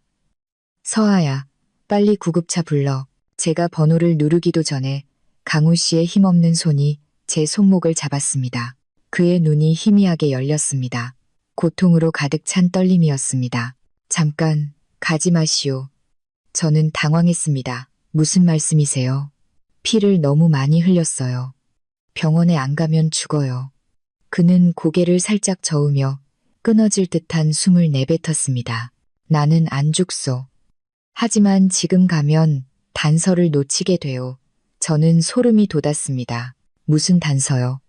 똑똑히 말씀해 주세요. 강우 씨는 손을 들려고 애썼지만 너무 떨려서 겨우 몇 센티미터 움직였을 뿐입니다. 그의 목소리는 실처럼 가늘었습니다. 민준 씨와 아주 가까운 사람. 내 입을 막으려고 나를 죽이려 했소. 저는 숨을 멈췄습니다. 제가 다급하게 물었습니다. 누구예요? 누구냐고요? 최 여사예요. 아니면 동철 씨예요? 그는 고개를 저었습니다. 그들이 아니요. 그의 숨이 막혔습니다. 눈이 커지며 무언가 더 말하려는 듯 했지만 박 선생님이 갑자기 그의 손을 꽉 잡았습니다. 강우, 나를 보게. 자네를 건드린 게 누군지 말하게. 강우 씨는 힘겹게 입을 열었습니다. 두 사람, 모두가 믿는 사람. 저는 망연자실했습니다. 믿는 사람, 우리가 믿는 누구를요. 하지만 강우 씨는 갑자기 경련을 일으켰고 상처에서 피가 솟구쳤습니다. 제가 소리쳤습니다. 상태가 안 좋아요. 선생님 꽉 잡아주세요. 박 선생님은 떨리는 손으로 그의 가슴을 눌러 지혈했고 저는 미친 듯이 구급차 번호를 눌렀습니다. 영원처럼 느껴지는 몇 분 후 구급차 사이렌 소리가 대문 밖에서 울렸습니다. 구조대원들이 강우 씨를 싣고 떠났습니다. 박 선생님도 뒤따랐습니다. 저도 함께 갔습니다. 제 손에는 여전히 그의 피가 묻어 있었습니다. 병원에서 의사들이 강우 씨를 응급실로 밀고 들어갔습니다. 문이 닫히고 잠금 장치가 철컥하고 울리는 소리는 마치 그의 운명에 대한 판결처럼 들렸습니다. 저와 박 선생님은 새하얀 복도 밖에 서 있었습니다. 선생님은 의자에 주저앉아 어깨를 축 늘어뜨렸습니다. 눈빛은 넋이 나가 있었습니다. 제가 옆에 앉아 선생님의 손을 잡았습니다. 선생님, 정신 차리세요. 강우 씨는 죽지 않을 거예요. 박 선생님은 두 손으로 얼굴을 감쌌습니다. 목소리가 끊어졌습니다. 서아야, 무섭다. 그가 한 말이 사실일까봐. 그 사람이 우리가 생각하는 것보다 더 가까이 있을까봐 무섭다. 저는 선생님을 쳐다봤습니다. 마음이 돌처럼 차가워졌습니다. 선생님은 강우 씨가 말한 두 사람 모두가 믿는 사람이 누구라고 생각하세요? 박 선생님은 주먹을 꽉 쥐고 천천히 말했습니다. 최 여사도 아니고 동철이도 아니야. 그럼 저는 숨을 헐떡였습니다. 누구예요, 선생님?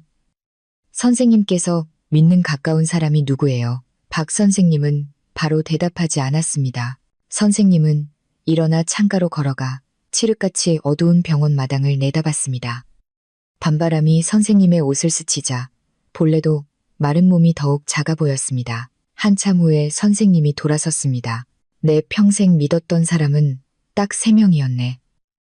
첫 번째 사람은 이미 죽었고, 두 번째 사람은 저기 응급실에 누워있고, 세 번째 사람은 제 심장이 텄는 것 같았습니다. 박 선생님은 저를 똑바로 쳐다보며 목이 메인 목소리로 말했습니다. 바로 자네의 어머니일세. 저는 벌떡 일어났습니다. 무슨 말씀이세요? 저희 엄마가 무슨 상관이에요? 박 선생님이 달려와 제 어깨에 손을 얹고 다급하게 말했습니다. 서아야, 내 말 좀 들어보게. 자네 어머니를 비난하는 게 아니야. 하지만 은혜가 죽던 날 모든 것을 정확히 알고 있던 사람은 딱 3명이었네. 내 아버지, 동철이, 그리고 자네 어머니. 저는 거의 소리칠 뻔했습니다. 저희 엄마는 그럴 리가 없어요. 엄마는 은혜 씨를 알지도 못했어요. 박 선생님은 침을 삼키며 천천히 말했습니다. 알고 있었네. 내가 몇 년 전에 두 사람이 이야기하는 걸 봤어. 은혜가 자네 어머니를 언니라고 부르더군. 언제부터 아는 사이였는지는 나도 모르네. 저는 온몸에 힘이 빠졌습니다. 아니에요. 그럴 리 없어요. 우리 엄마는 세상에서 가장 착한 사람이에요. 평생 채소 팔아서 저 하나 키우셨어요. 평생 고생만 하신 분이 어떻게 이런 위험한 일에 엮이겠어요.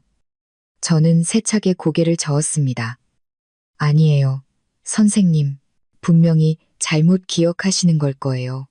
엄마는 장사하면서 아는 사람이 많았어요. 서로 언니, 동생 하는 건 흔한 일이잖아요. 선생님은 고통스러운 눈빛으로 저를 쳐다봤습니다. 서아야, 나도 내가 틀렸기를 바라네. 하지만 선생님은 모든 고통스러운 기억을 끄집어내려는 듯 깊은 숨을 들이마셨습니다. 결혼하기 이틀 전, 자네 어머니가 나를 찾아왔었네. 저는 그 자리에 얼어붙었습니다. 목구멍이 바싹 말랐습니다. 엄마가 선생님을 왜 만나셨어요? 박 선생님은 거친 숨을 내뱉었습니다. 눈이 붉어졌습니다. 자네 어머니가 나에게 아직도 옛날 일을 들출 생각이냐고 물었네. 지난 일 때문에 내 딸을 해치지 말라고 하더군. 저는 다리에 힘이 풀렸습니다. 서 있으려 애썼지만 소용없었습니다. 벽을 짚어야 했습니다. 아니에요. 엄마가 어떻게 옛날 일을 아세요? 엄마는 평생 시골을 떠난 적이 없는데 박 선생님은 나지막이 말했습니다. 서아야, 어쩌면 자네 어머니는 자네가 생각하는 것보다 더 많은 것을 알고 계실지도 모르네. 어쩌면 은혜에게 일어난 일을 직접 목격하신 분일지도 모르지. 저는 충격으로 머리가 핑 돌고 손발이 차갑게 식었습니다. 눈앞에 모든 것이 흐려졌습니다. 멀리서 저를 부르는 소리가 들렸습니다.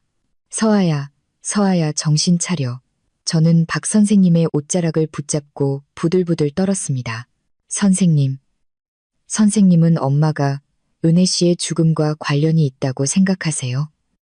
박 선생님은 제 어깨를 감싸 안았습니다. 목소리가 터져 나왔습니다. 아니, 나는 자네 어머니가 사람을 죽였다고 믿지 않아. 하지만 무언가를 보셨고 누가 그랬는지 알고 계신다고 믿네. 누군가를 보호하기 위해 숨기고 계신 걸지도 몰라. 저는 머리를 감싸 안고 눈물을 터뜨렸습니다. 세상에, 그럼 저는 이제 어떻게 해야 해요? 선생님이 대답하기도 전에 응급실 등이 깜빡였습니다. 의사가 문을 열고 나왔습니다. 얼굴은 긴장되어 있었습니다. 그는 마스크를 내렸습니다. 강우 씨 보호자분? 저와 박 선생님이 동시에 달려갔습니다. 제가 떨리는 목소리로 물었습니다. 선생님, 환자는 괜찮나요? 의사는 바로 대답하지 않았습니다. 그는 우리 둘을 깊고 무거운 눈으로 쳐다봤습니다. 목숨은 구했습니다. 저는 안도의 한숨을 내쉬었습니다. 하지만 의사는 손에 든 차트를 꽉 쥐었습니다. 하지만 환자의 혈액에서 강력한 마취제 성분이 검출되었습니다. 죽이기 위해 찌른 것이 아니라 의식을 잃게 만들기 위한 것이었습니다. 저는 목이 메었습니다. 그게 무슨 뜻이죠? 의사는 고개를 끄덕였습니다. 누군가 그가 죽기를 원한 게 아니라 단지 말을 못하게 만들고 싶었던 겁니다.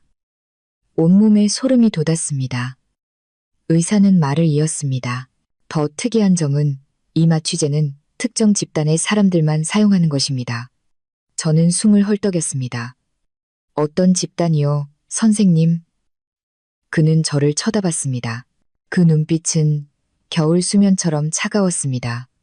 의료계 종사자들입니다. 심장이 애는 것 같았습니다. 저는 더듬거렸습니다. 의사 선생님 말씀은 그 사람이 전문적으로 약물을 다룰 줄 안다는. 의사는 고개를 끄덕였습니다. 아주 전문적이고 아주 손에 익은 솜씨입니다. 박 선생님은 의자에 주저앉았고 저는 온몸이 뻣뻣하게 굳었습니다. 복도의 공기가 무겁게 내려앉았습니다. 저는 제 심장이 미친 듯이 뛰는 소리를 똑똑히 들었습니다. 마취제를 다룰 줄 아는 사람. 강우 씨에게 들키지 않고 접근할 수 있었던 사람. 우리 모두가 믿는 사람.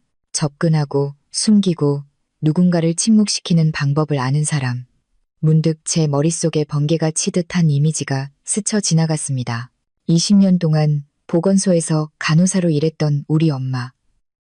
저는 힘없이 손을 떨어뜨렸습니다. 입술이 떨렸습니다. 아니야, 그럴 리 없어. 하지만 제 심장은 이미 끔찍한 사실을 예감하고 있었습니다. 진실이 제 인생 전체를 집어삼키려 하고 있었습니다. 저는 병원 복도 한가운데 꼼짝 않고 서 있었습니다.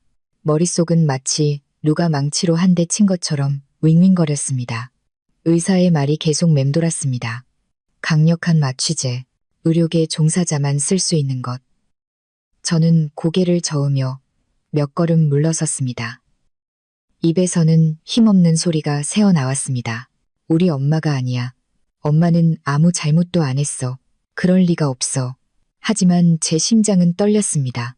부정하려 할수록 두려움은 커져만 갔습니다. 박 선생님이 고통스러운 눈빛으로 저를 쳐다봤습니다. 서아야, 섣불리 어머니를 의심하지 말게. 나는 그분이 누구도 해치지 않았다고 믿네. 하지만 무언가를 숨기고 계신 건 분명해. 저는 흐느꼈습니다. 그럼 왜 저한테 말하지 않으셨을까요? 왜 그렇게 숨겨야만 했을까요? 왜 선생님을 찾아가서 경고까지 하신 걸까요? 박 선생님은 한숨을 쉬며 제 어깨를 감싸고 위로했습니다. 어쩌면 그분은 네가 적게 알수록 안전하다고 생각하셨을지도 모르지. 저는 이를 악물었습니다. 하지만 전혀 안전하지 않잖아요. 전 지금 구덩이 한가운데에 있다고요. 박 선생님이 무언가 더 말하려던 순간 응급실 문이 열렸습니다. 간호사 2명이 강우 씨의 침대를 밀고 회복실로 향했습니다.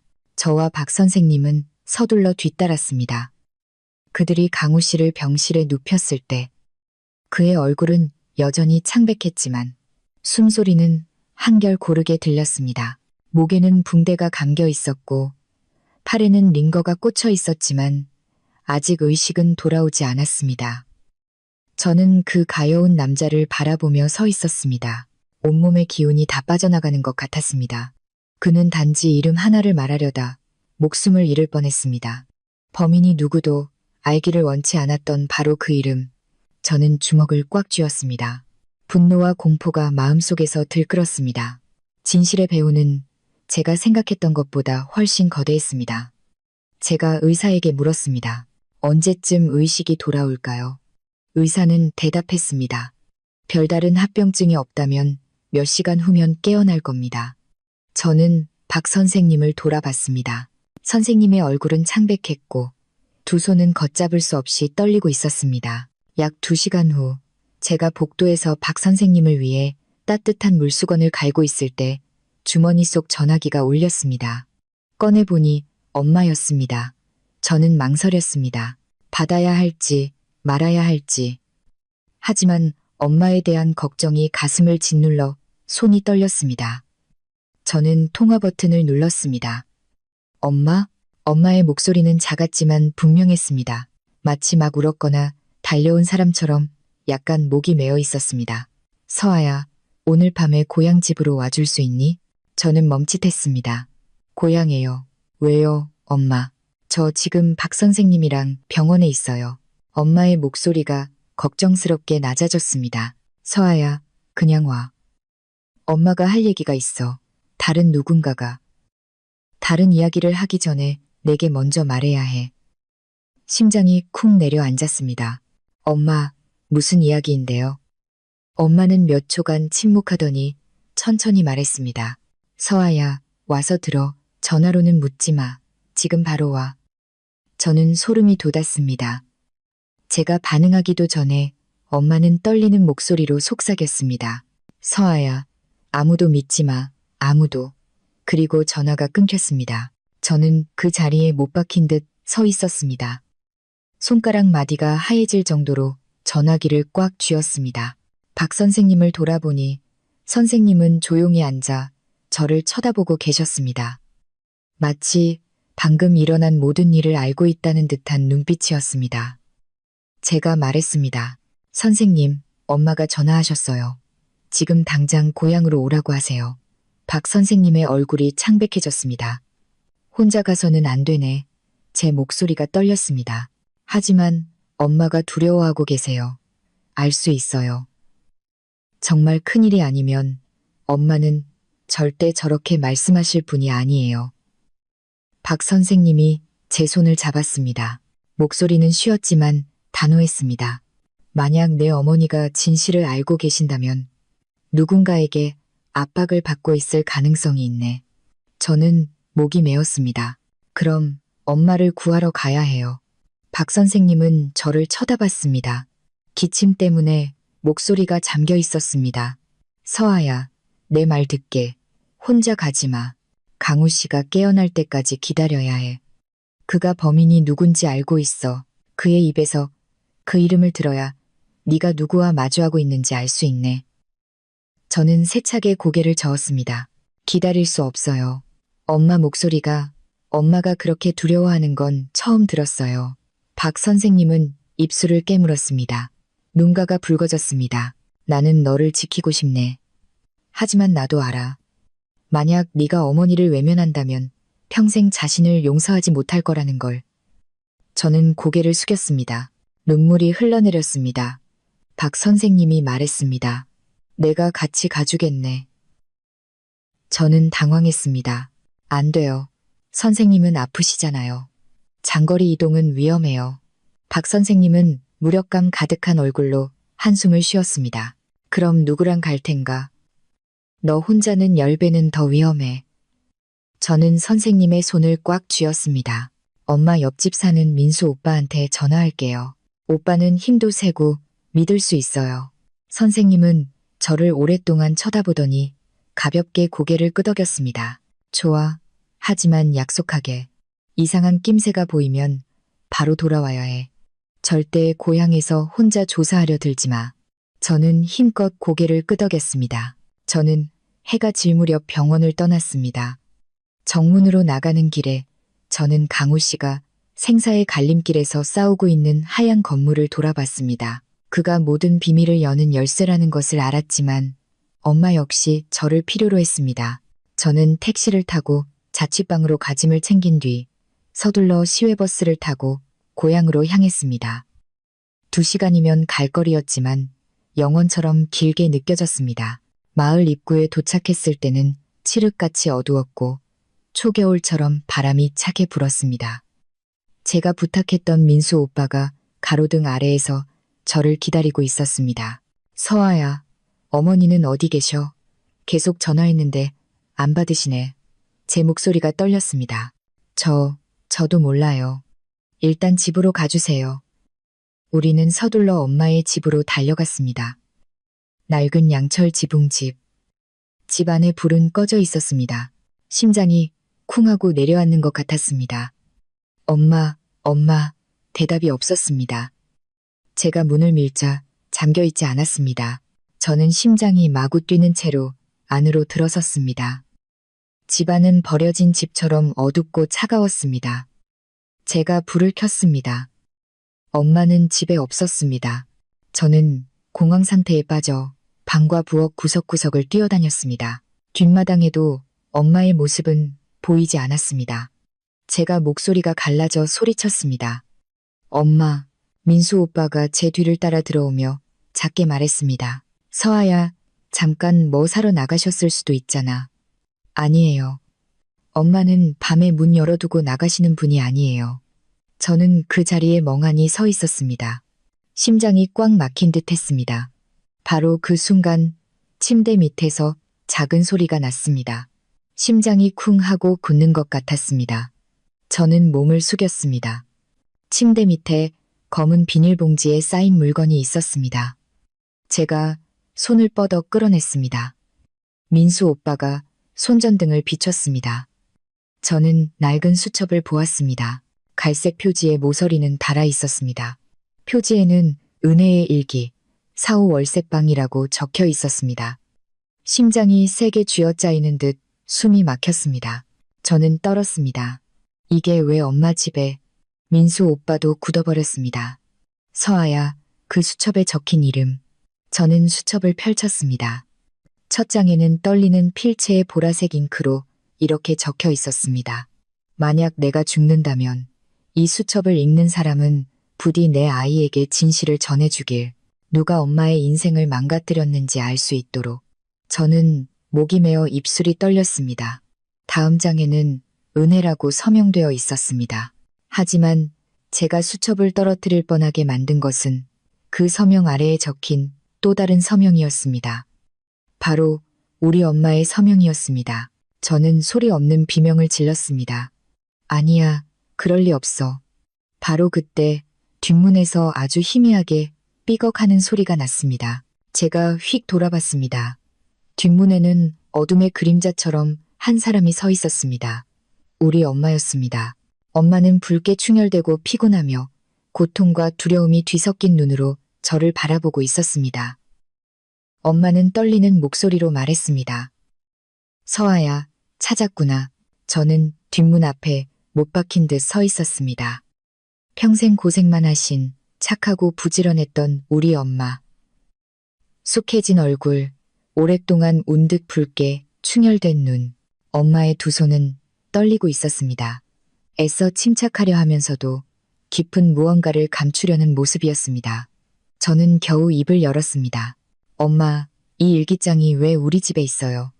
엄마, 저한테 뭘 숨기신 거예요?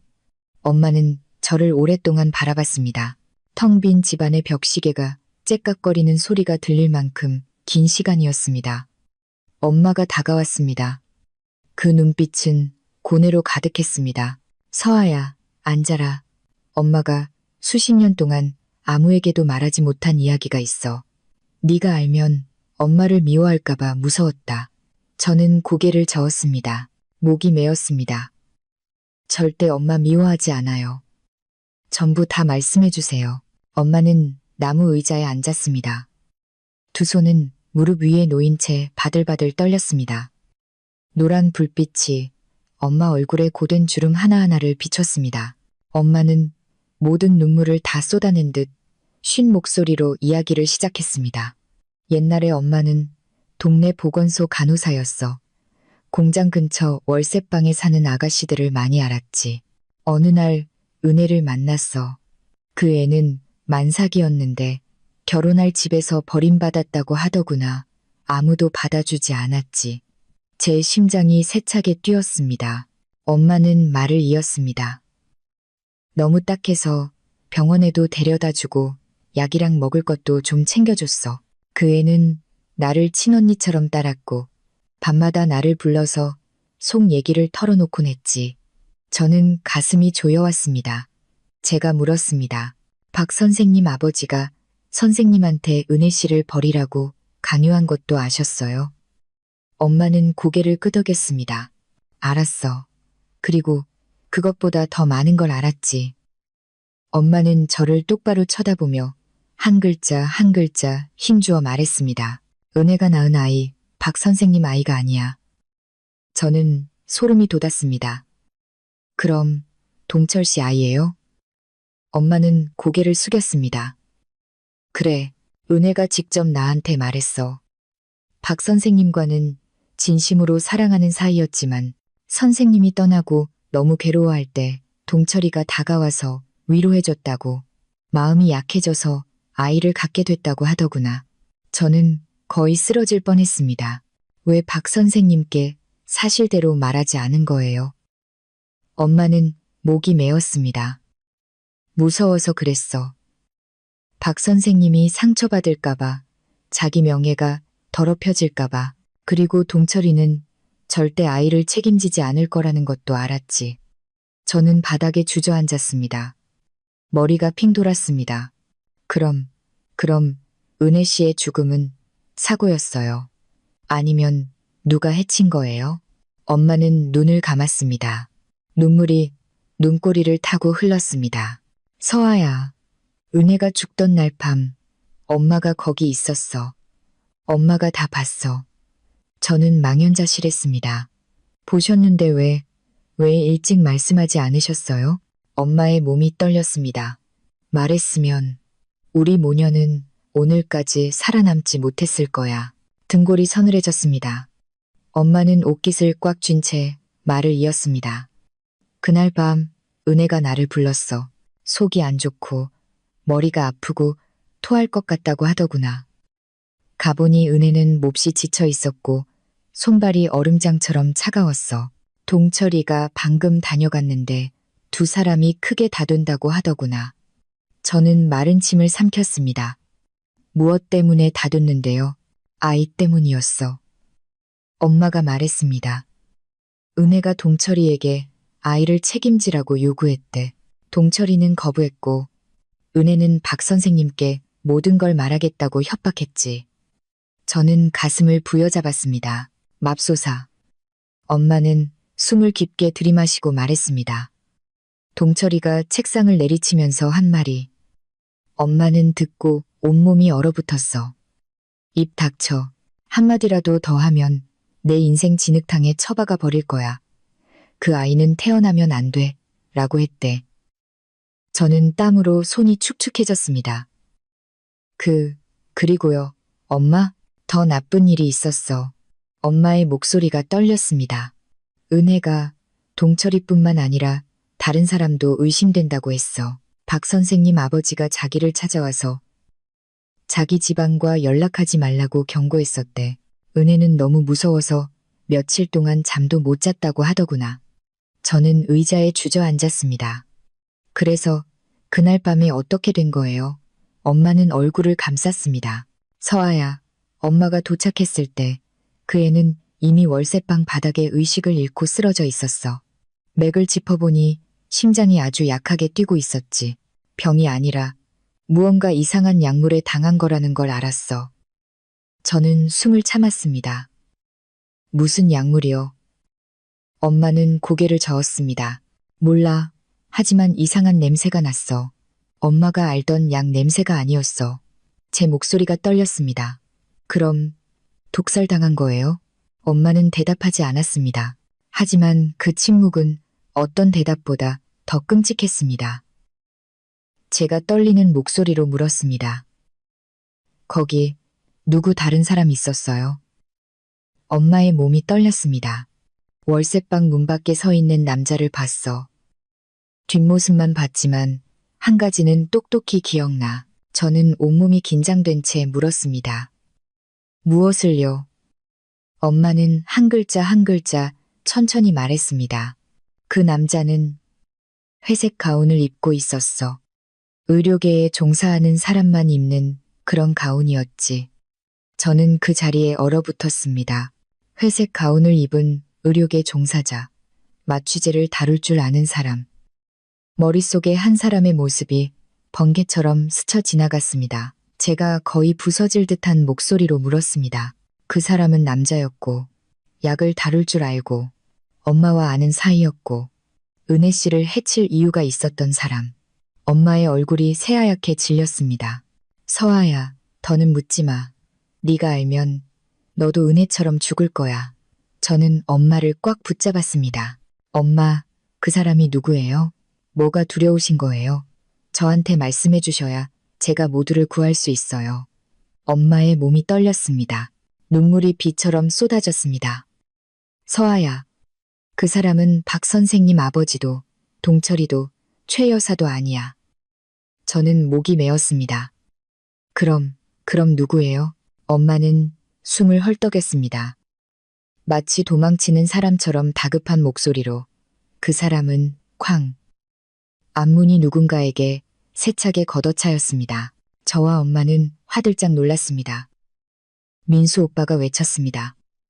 밖에 사람이 있어요. 도망쳐요. 제가 고개를 돌렸습니다. 문 한가운데 키가 큰 남자가 서 있었습니다. 얼굴은 마스크로 반쯤 가렸고 눈은 붉게 충혈되었으며 손에는 나무 몽둥이를 들고 있었습니다. 그리고 그 순간 엄마가 절망적인 목소리로 소리쳤습니다. 서아야, 도망쳐. 저 사람이 은혜를 죽인 범인이야. 엄마의 비명은 쇳소리처럼 제 뇌리를 긁었습니다. 서아야, 도망쳐. 저 사람이 은혜를 죽인 범인이야. 저는 반사적으로 얼어붙었습니다.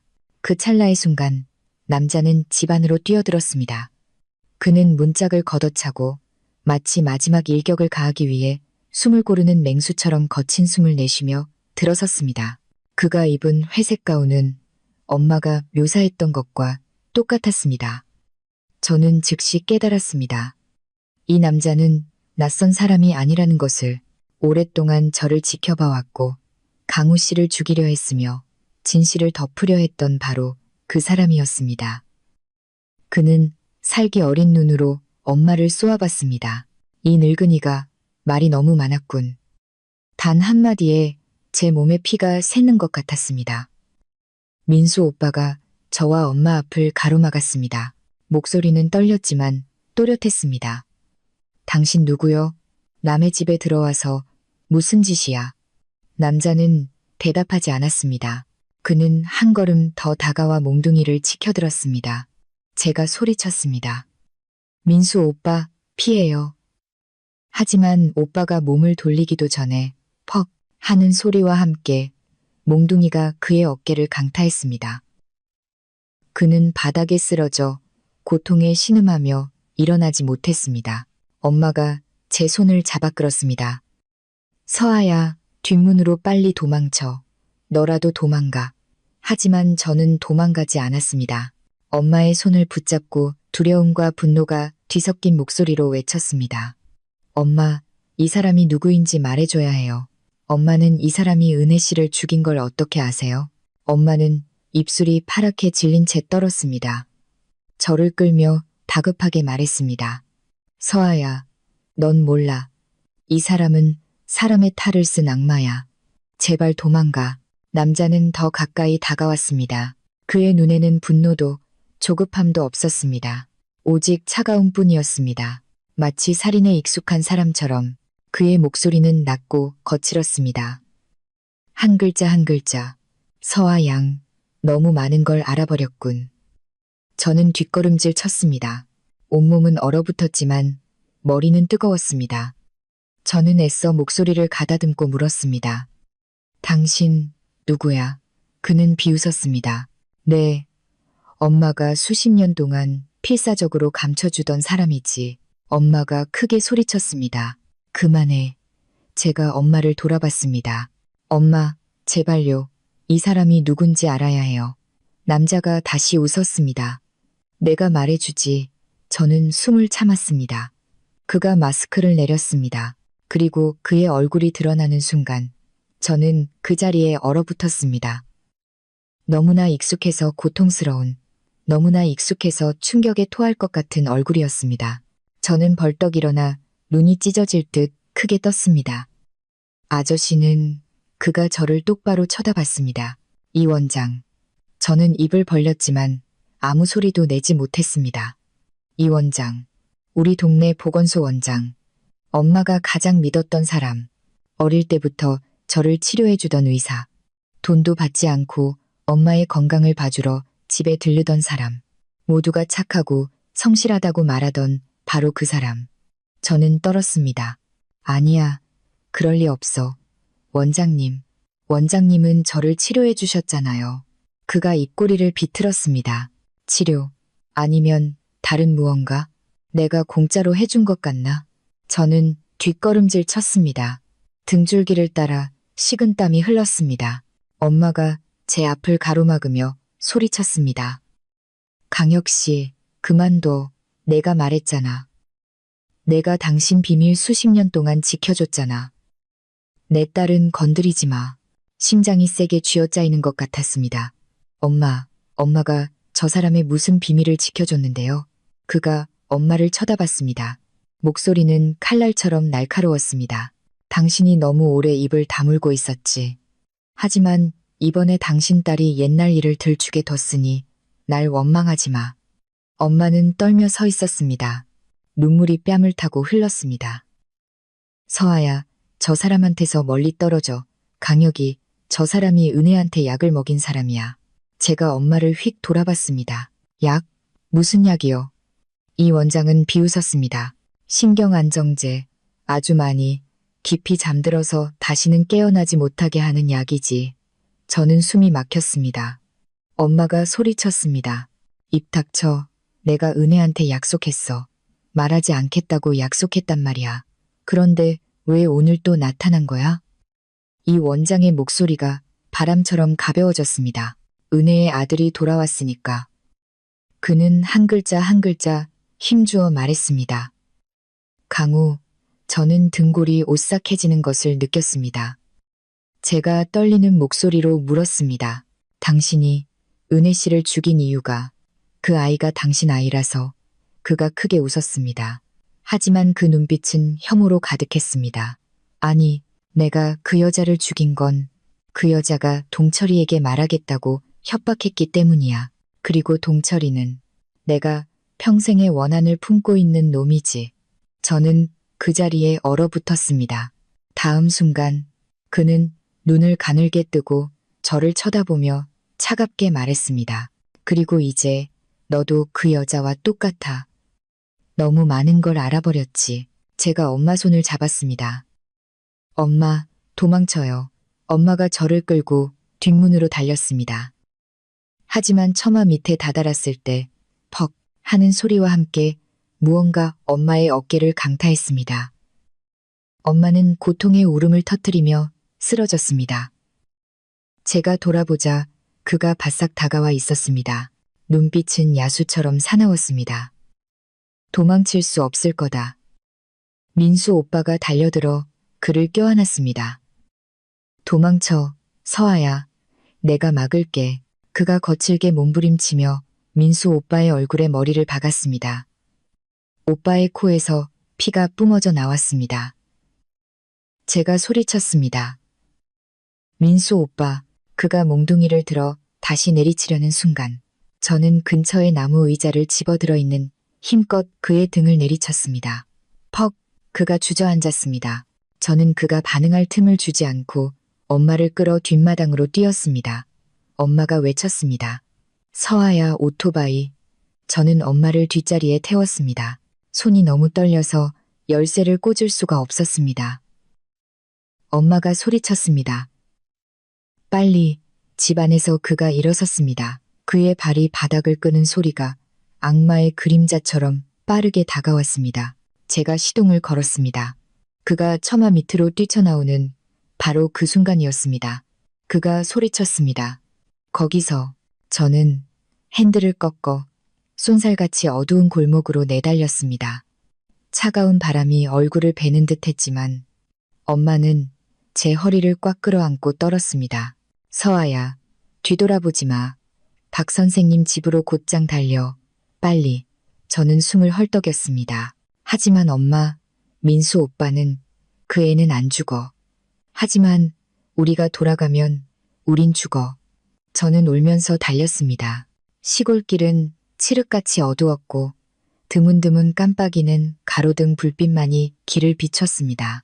멀리서 개 짖는 소리, 들판을 가르는 바람 소리, 그리고 뒤따라오는 오토바이 소리가 들렸습니다. 제가 뒤를 돌아봤습니다. 하얀 헤드라이트 불빛이 나타나 화살처럼 우리 모녀를 향해 돌진하고 있었습니다.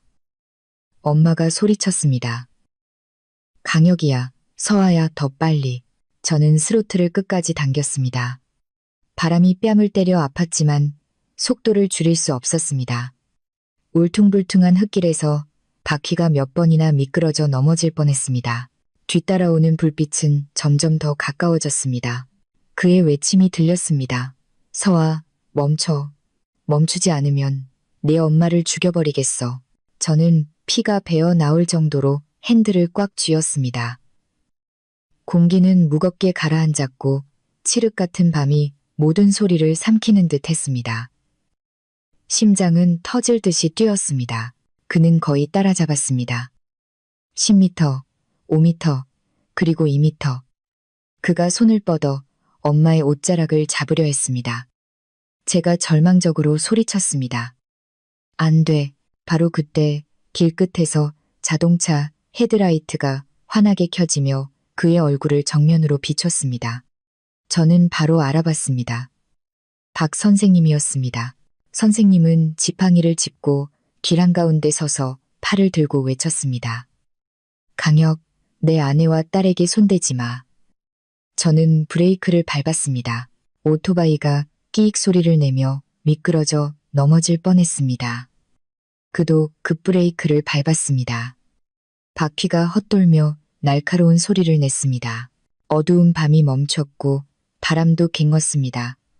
저와 엄마 그리고 박 선생님은 어둠과 불빛 사이에 갇혔습니다. 그는 오토바이를 세웠습니다. 얼굴이 분노로 일그러졌습니다. 그는 웃었습니다. 소름 끼치는 웃음이었습니다. 민준이 드디어 얼굴을 내미는군. 박 선생님은 부들부들 떨면서도 똑바로 서 있었습니다. 강혁, 이제 그만해. 내 죄는 내가 다 알고 있다. 그는 눈을 가늘게 떴습니다. 다 안다고. 아니면 반만 아는 거겠지. 저는 엄마를 껴안고 떨었습니다. 그는 목소리를 낮췄습니다. 그 눈빛에 흉악한 기운이 번뜩였습니다. 이 모든 일의 배우는 내가 아니니까. 저는 깜짝 놀랐습니다. 박 선생님도 엄마도 그 자리에 굳었습니다. 제가 더듬거렸습니다. 무슨 말씀이세요? 그가 크게 웃었습니다. 그 목소리는 잔인했습니다. 나는 단지 명령을 따랐을 뿐이다. 제 세상이 무너지는 것 같았습니다. 제가 소리쳤습니다. 그럼 배우가 누구예요? 그는 눈을 가늘게 뜨고 저를 쳐다봤습니다. 그 미소는 얼음장처럼 차가웠습니다. 내가 가장 믿는 사람. 등골이 서늘해졌습니다. 누구냐고요? 그는 아주 천천히 또박또박 말했습니다. 그건 바로 그날 밤의 압박감이 제 목을 졸라 심장을 대게 할 것만 같았습니다. 배우는 이 원장도 동철 씨도 박 선생님의 아버지도 최 여사도 아니었습니다. 가장 뜻밖의 사람, 내가 가장 믿었던 사람, 단 한 번도 의심해 본 적 없는 사람이었습니다. 그가 입을 열어 그 이름을 말하려는 순간 멀리서 경찰차 사이렌 소리가 울려 퍼지며 모든 것을 끊었습니다. 마지막 이름은 여전히 허공에 매달려 있었습니다. 경찰차 사이렌 소리는 점점 더 가까워졌습니다. 깜빡이는 경광등 불빛이 이 원장의 분노에 찬 얼굴을 비췄고 그의 표정은 더욱 흉측하게 일그러졌습니다. 그는 반걸음 물러서서 박 선생님과 저를 번갈아 보며 증오에 찬 눈으로 말했습니다. 민준이 운 좋은 줄 알아. 그는 한 글자 한 글자 씹어 뱉었습니다. 경찰이 조금만 늦게 왔어도 배우가 누군지 말해버렸을 텐데. 하지만 저는 예전과 달랐습니다. 더는 무력하게 떨고만 있지 않았습니다. 저는 똑바로 일어서서 한 손으로 엄마를 부축하고 다른 한 손으로는 오토바이를 짚어 균형을 잡았습니다. 저는 그를 똑바로 쳐다봤습니다. 당신이 말하지 않아도 돼요. 전 이미 알고 있으니까요. 그는 멈칫했습니다. 제 목소리는 메었지만 한 글자 한 글자 분명했습니다. 배우는 동철 씨예요. 엄마와 박 선생님 모두 굳어버렸습니다.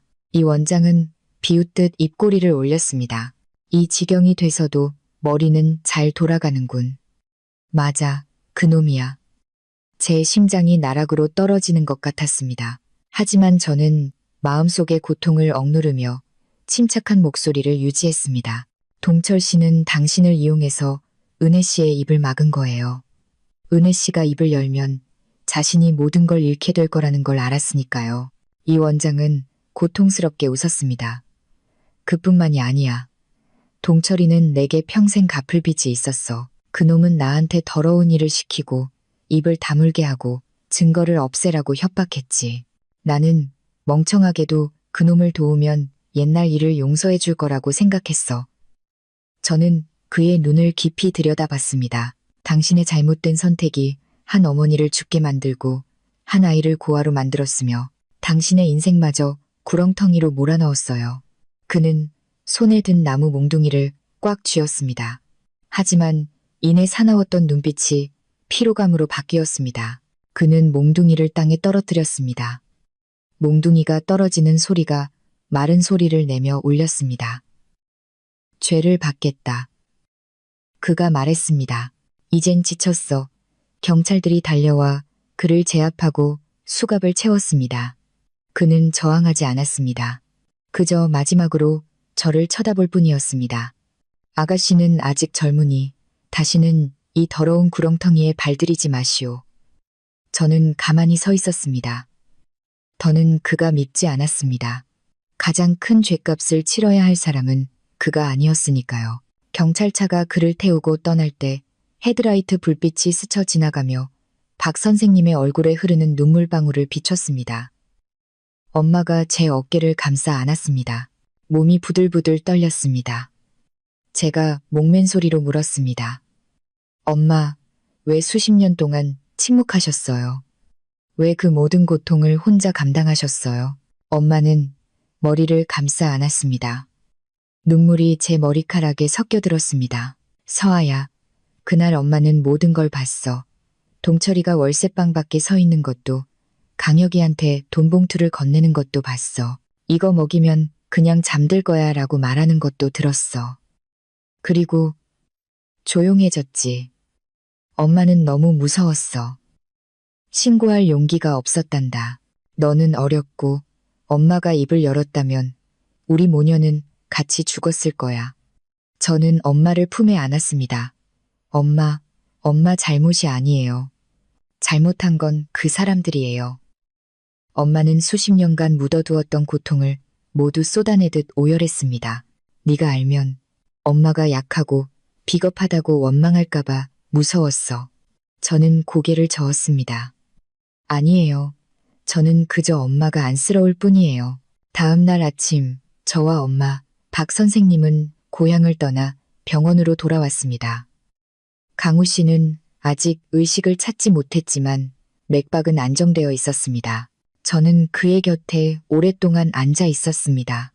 그 가여운 남자를 보며 평생 거짓에 속고 부정당하고 이유도 모른 채 버려진 고통이 선명하게 느껴졌습니다. 저는 그의 손을 잡고 속삭였습니다.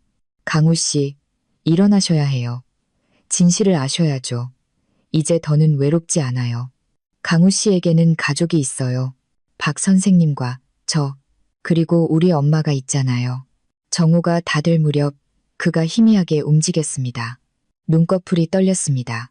저는 벌떡 일어났습니다. 선생님, 엄마, 강우 씨가 깨어났어요. 강우 씨는 혼란스러운 눈으로 주위를 둘러봤습니다. 민준 씨, 서아 씨, 내가 살아있소? 저는 그의 손을 잡았습니다. 살아계세요. 그리고 진실을 아셔야 해요. 박 선생님이 다가왔습니다. 애써 참으려 했지만 눈물이 뺨을 타고 흘렀습니다. 강우, 자네의 친아버지는 동철이었네. 강우 씨는 마치 뺨을 맞은 것처럼 굳었습니다. 그의 입에서 떨리는 소리가 새어나왔습니다. 아니야, 그럴 리 없어. 그 사람이 우리 엄마를 버렸어. 그 사람은 단 한 번도, 제가 부드럽게 말했습니다. 네, 그 사람은 단 한 번도 강우 씨를 책임지지 않았어요. 하지만 강우 씨가 원망해야 할 사람은 박 선생님이 아니에요. 선생님은 10년 동안 강우 씨를 찾아다니셨고 지금까지도 죄책감에 시달리고 계세요. 박 선생님이 침대 옆에 무릎을 꿇었습니다. 목소리가 끊어졌습니다. 강우, 미안하네. 내가 비겁해서 잘못했네. 하지만 나는 단 한 번도 자네를 미워한 적이 없어. 친자식처럼 생각했네. 단지 자네 어머니에게 지은 죄를 어떻게 갚아야 할지 몰랐을 뿐이야. 강우 씨는 박 선생님을 쳐다봤습니다. 눈가가 붉어졌습니다. 그는 앙상한 손을 들어 선생님의 어깨에 얹었습니다. 나는 당신을 수십 년 동안 원망했는데 당신은 평생을 고통 속에서 살았군. 이제 됐소. 민준 씨, 더는 자책하지 마시오. 그 말에 저는 울음을 터뜨렸습니다. 한 사람은 죄책감 속에서, 다른 한 사람은 원망 속에서 살아온 두 남자는 마침내 평온한 눈으로 서로를 마주 보았습니다. 그날 오후 경찰이 고향으로 내려가 엄마의 진술을 확인했습니다. 모든 것이 이 원장의 자백과 일치했습니다. 배우였던 동철 씨는 몇 년 전 교통사고로 이미 사망했지만 그의 범죄는 만천하에 드러나 더는 숨길 수 없게 되었습니다. 사건 은폐에 가담했던 박 선생님의 아버지도 이미 세상을 떠났습니다. 최 여사는 은혜 씨의 죽음에 직접적인 관련은 없었지만 그녀의 무관심과 은폐가 사건을 더욱 어둡게 만들었습니다. 그녀는 조사를 받았고 평생 지키려 했던 명예에 또 다른 오점이 생기자 무너져 내렸습니다. 그녀는 고향에 은둔하며 누구와도 마주하지 못하게 되었습니다. 직접적인 범죄를 저지른 이 원장은 구속되어 죗값에 합당한 형을 선고받았습니다. 경찰에 연행될 때 그는 저와 박 선생님을 돌아봤습니다. 그 눈에는 더 이상 악의가 없었습니다. 그저 길을 잘못 든 인생의 공허함만이 남아있었습니다. 박 선생님은 폐병이 심해 건강이 급격히 나빠졌지만 모든 진실을 털어놓은 후 마음이 한결 가벼워지셨습니다. 병세도 호전되어 집에서 요양할 수 있게 되었습니다. 강우 씨는 자주 박 선생님을 찾아왔습니다. 그들은 처음으로 진심으로 서로를 형제라 불렀습니다. 엄마는 저와 박 선생님과 함께 살게 되었습니다. 더는 과거의 무거운 짐에 짓눌리지 않으셨습니다. 엄마는 처마 밑에 앉아 박 선생님이 작은 화단을 가꾸는 모습을 보며 평온한 미소를 짓곤 했습니다. 그리고 저는 이 모든 일노후에도 여전히 매일 저녁 박 선생님의 손을 잡습니다. 어느 날 밤 박 선생님이 제게 물었습니다. 서아야, 나와 결혼한 걸 후회하나? 저는 고개를 저으며 선생님의 어깨에 기댔습니다. 선생님과 결혼하지 않았다면 어떻게 모두가 두려워하던 진실을 알 수 있었을까요? 어떻게 엄마를 구하고 강우 씨를 구할 수 있었을까요? 그리고 선생님이 얼마나 좋은 분인지 어떻게 알았겠어요? 박 선생님이 웃으셨습니다. 그 눈빛은 너무나 다정해서 제 마음을 따뜻하게 만들었습니다. 자네는 내 인생의 마지막 선물이야. 제가 선생님의 손을 꽉 잡았습니다. 아니에요. 선생님이야말로 제게 온복이에요. 이것이 이야기의 끝입니다. 완벽한 사람은 없습니다. 누군가는 비겁함 때문에 고통을 만들고, 누군가는 분노 때문에 평생 길을 잃고, 누군가는 사랑 때문에 진실을 숨기고, 누군가는 두려움 때문에 침묵합니다. 하지만 우리가 도망치지 않고 마주할 때만이 모든 상처는 치유될 수 있습니다. 박 선생님, 우리 엄마, 강우 씨, 그리고 저 역시 과거의 어둠에서 걸어 나왔습니다. 잊기 위해서가 아니라 더 가볍고 온전한 마음으로 살아가기 위해서입니다. 시청자 여러분, 이 이야기에 대해 어떻게 생각하시나요? 아래에 댓글을 남겨 함께 나눠주세요. 오늘 이야기가 좋고 의미 있었다면 좋아요와 구독 버튼을 눌러주시고 가족 이야기 채널에서 더 따뜻하고 인간적인 이야기들을 만나보세요. 시청해주셔서 감사합니다. 여러분 모두 건강하고 평안하시기를 바랍니다. 편하시기를 바랍니다. 편하시기를 바랍니다. 편하시기를 바랍니다. 편하시기를 바랍니다. 편하시기를 바랍니다. 편하시기를 바랍니다. 편하시기를 바랍니다.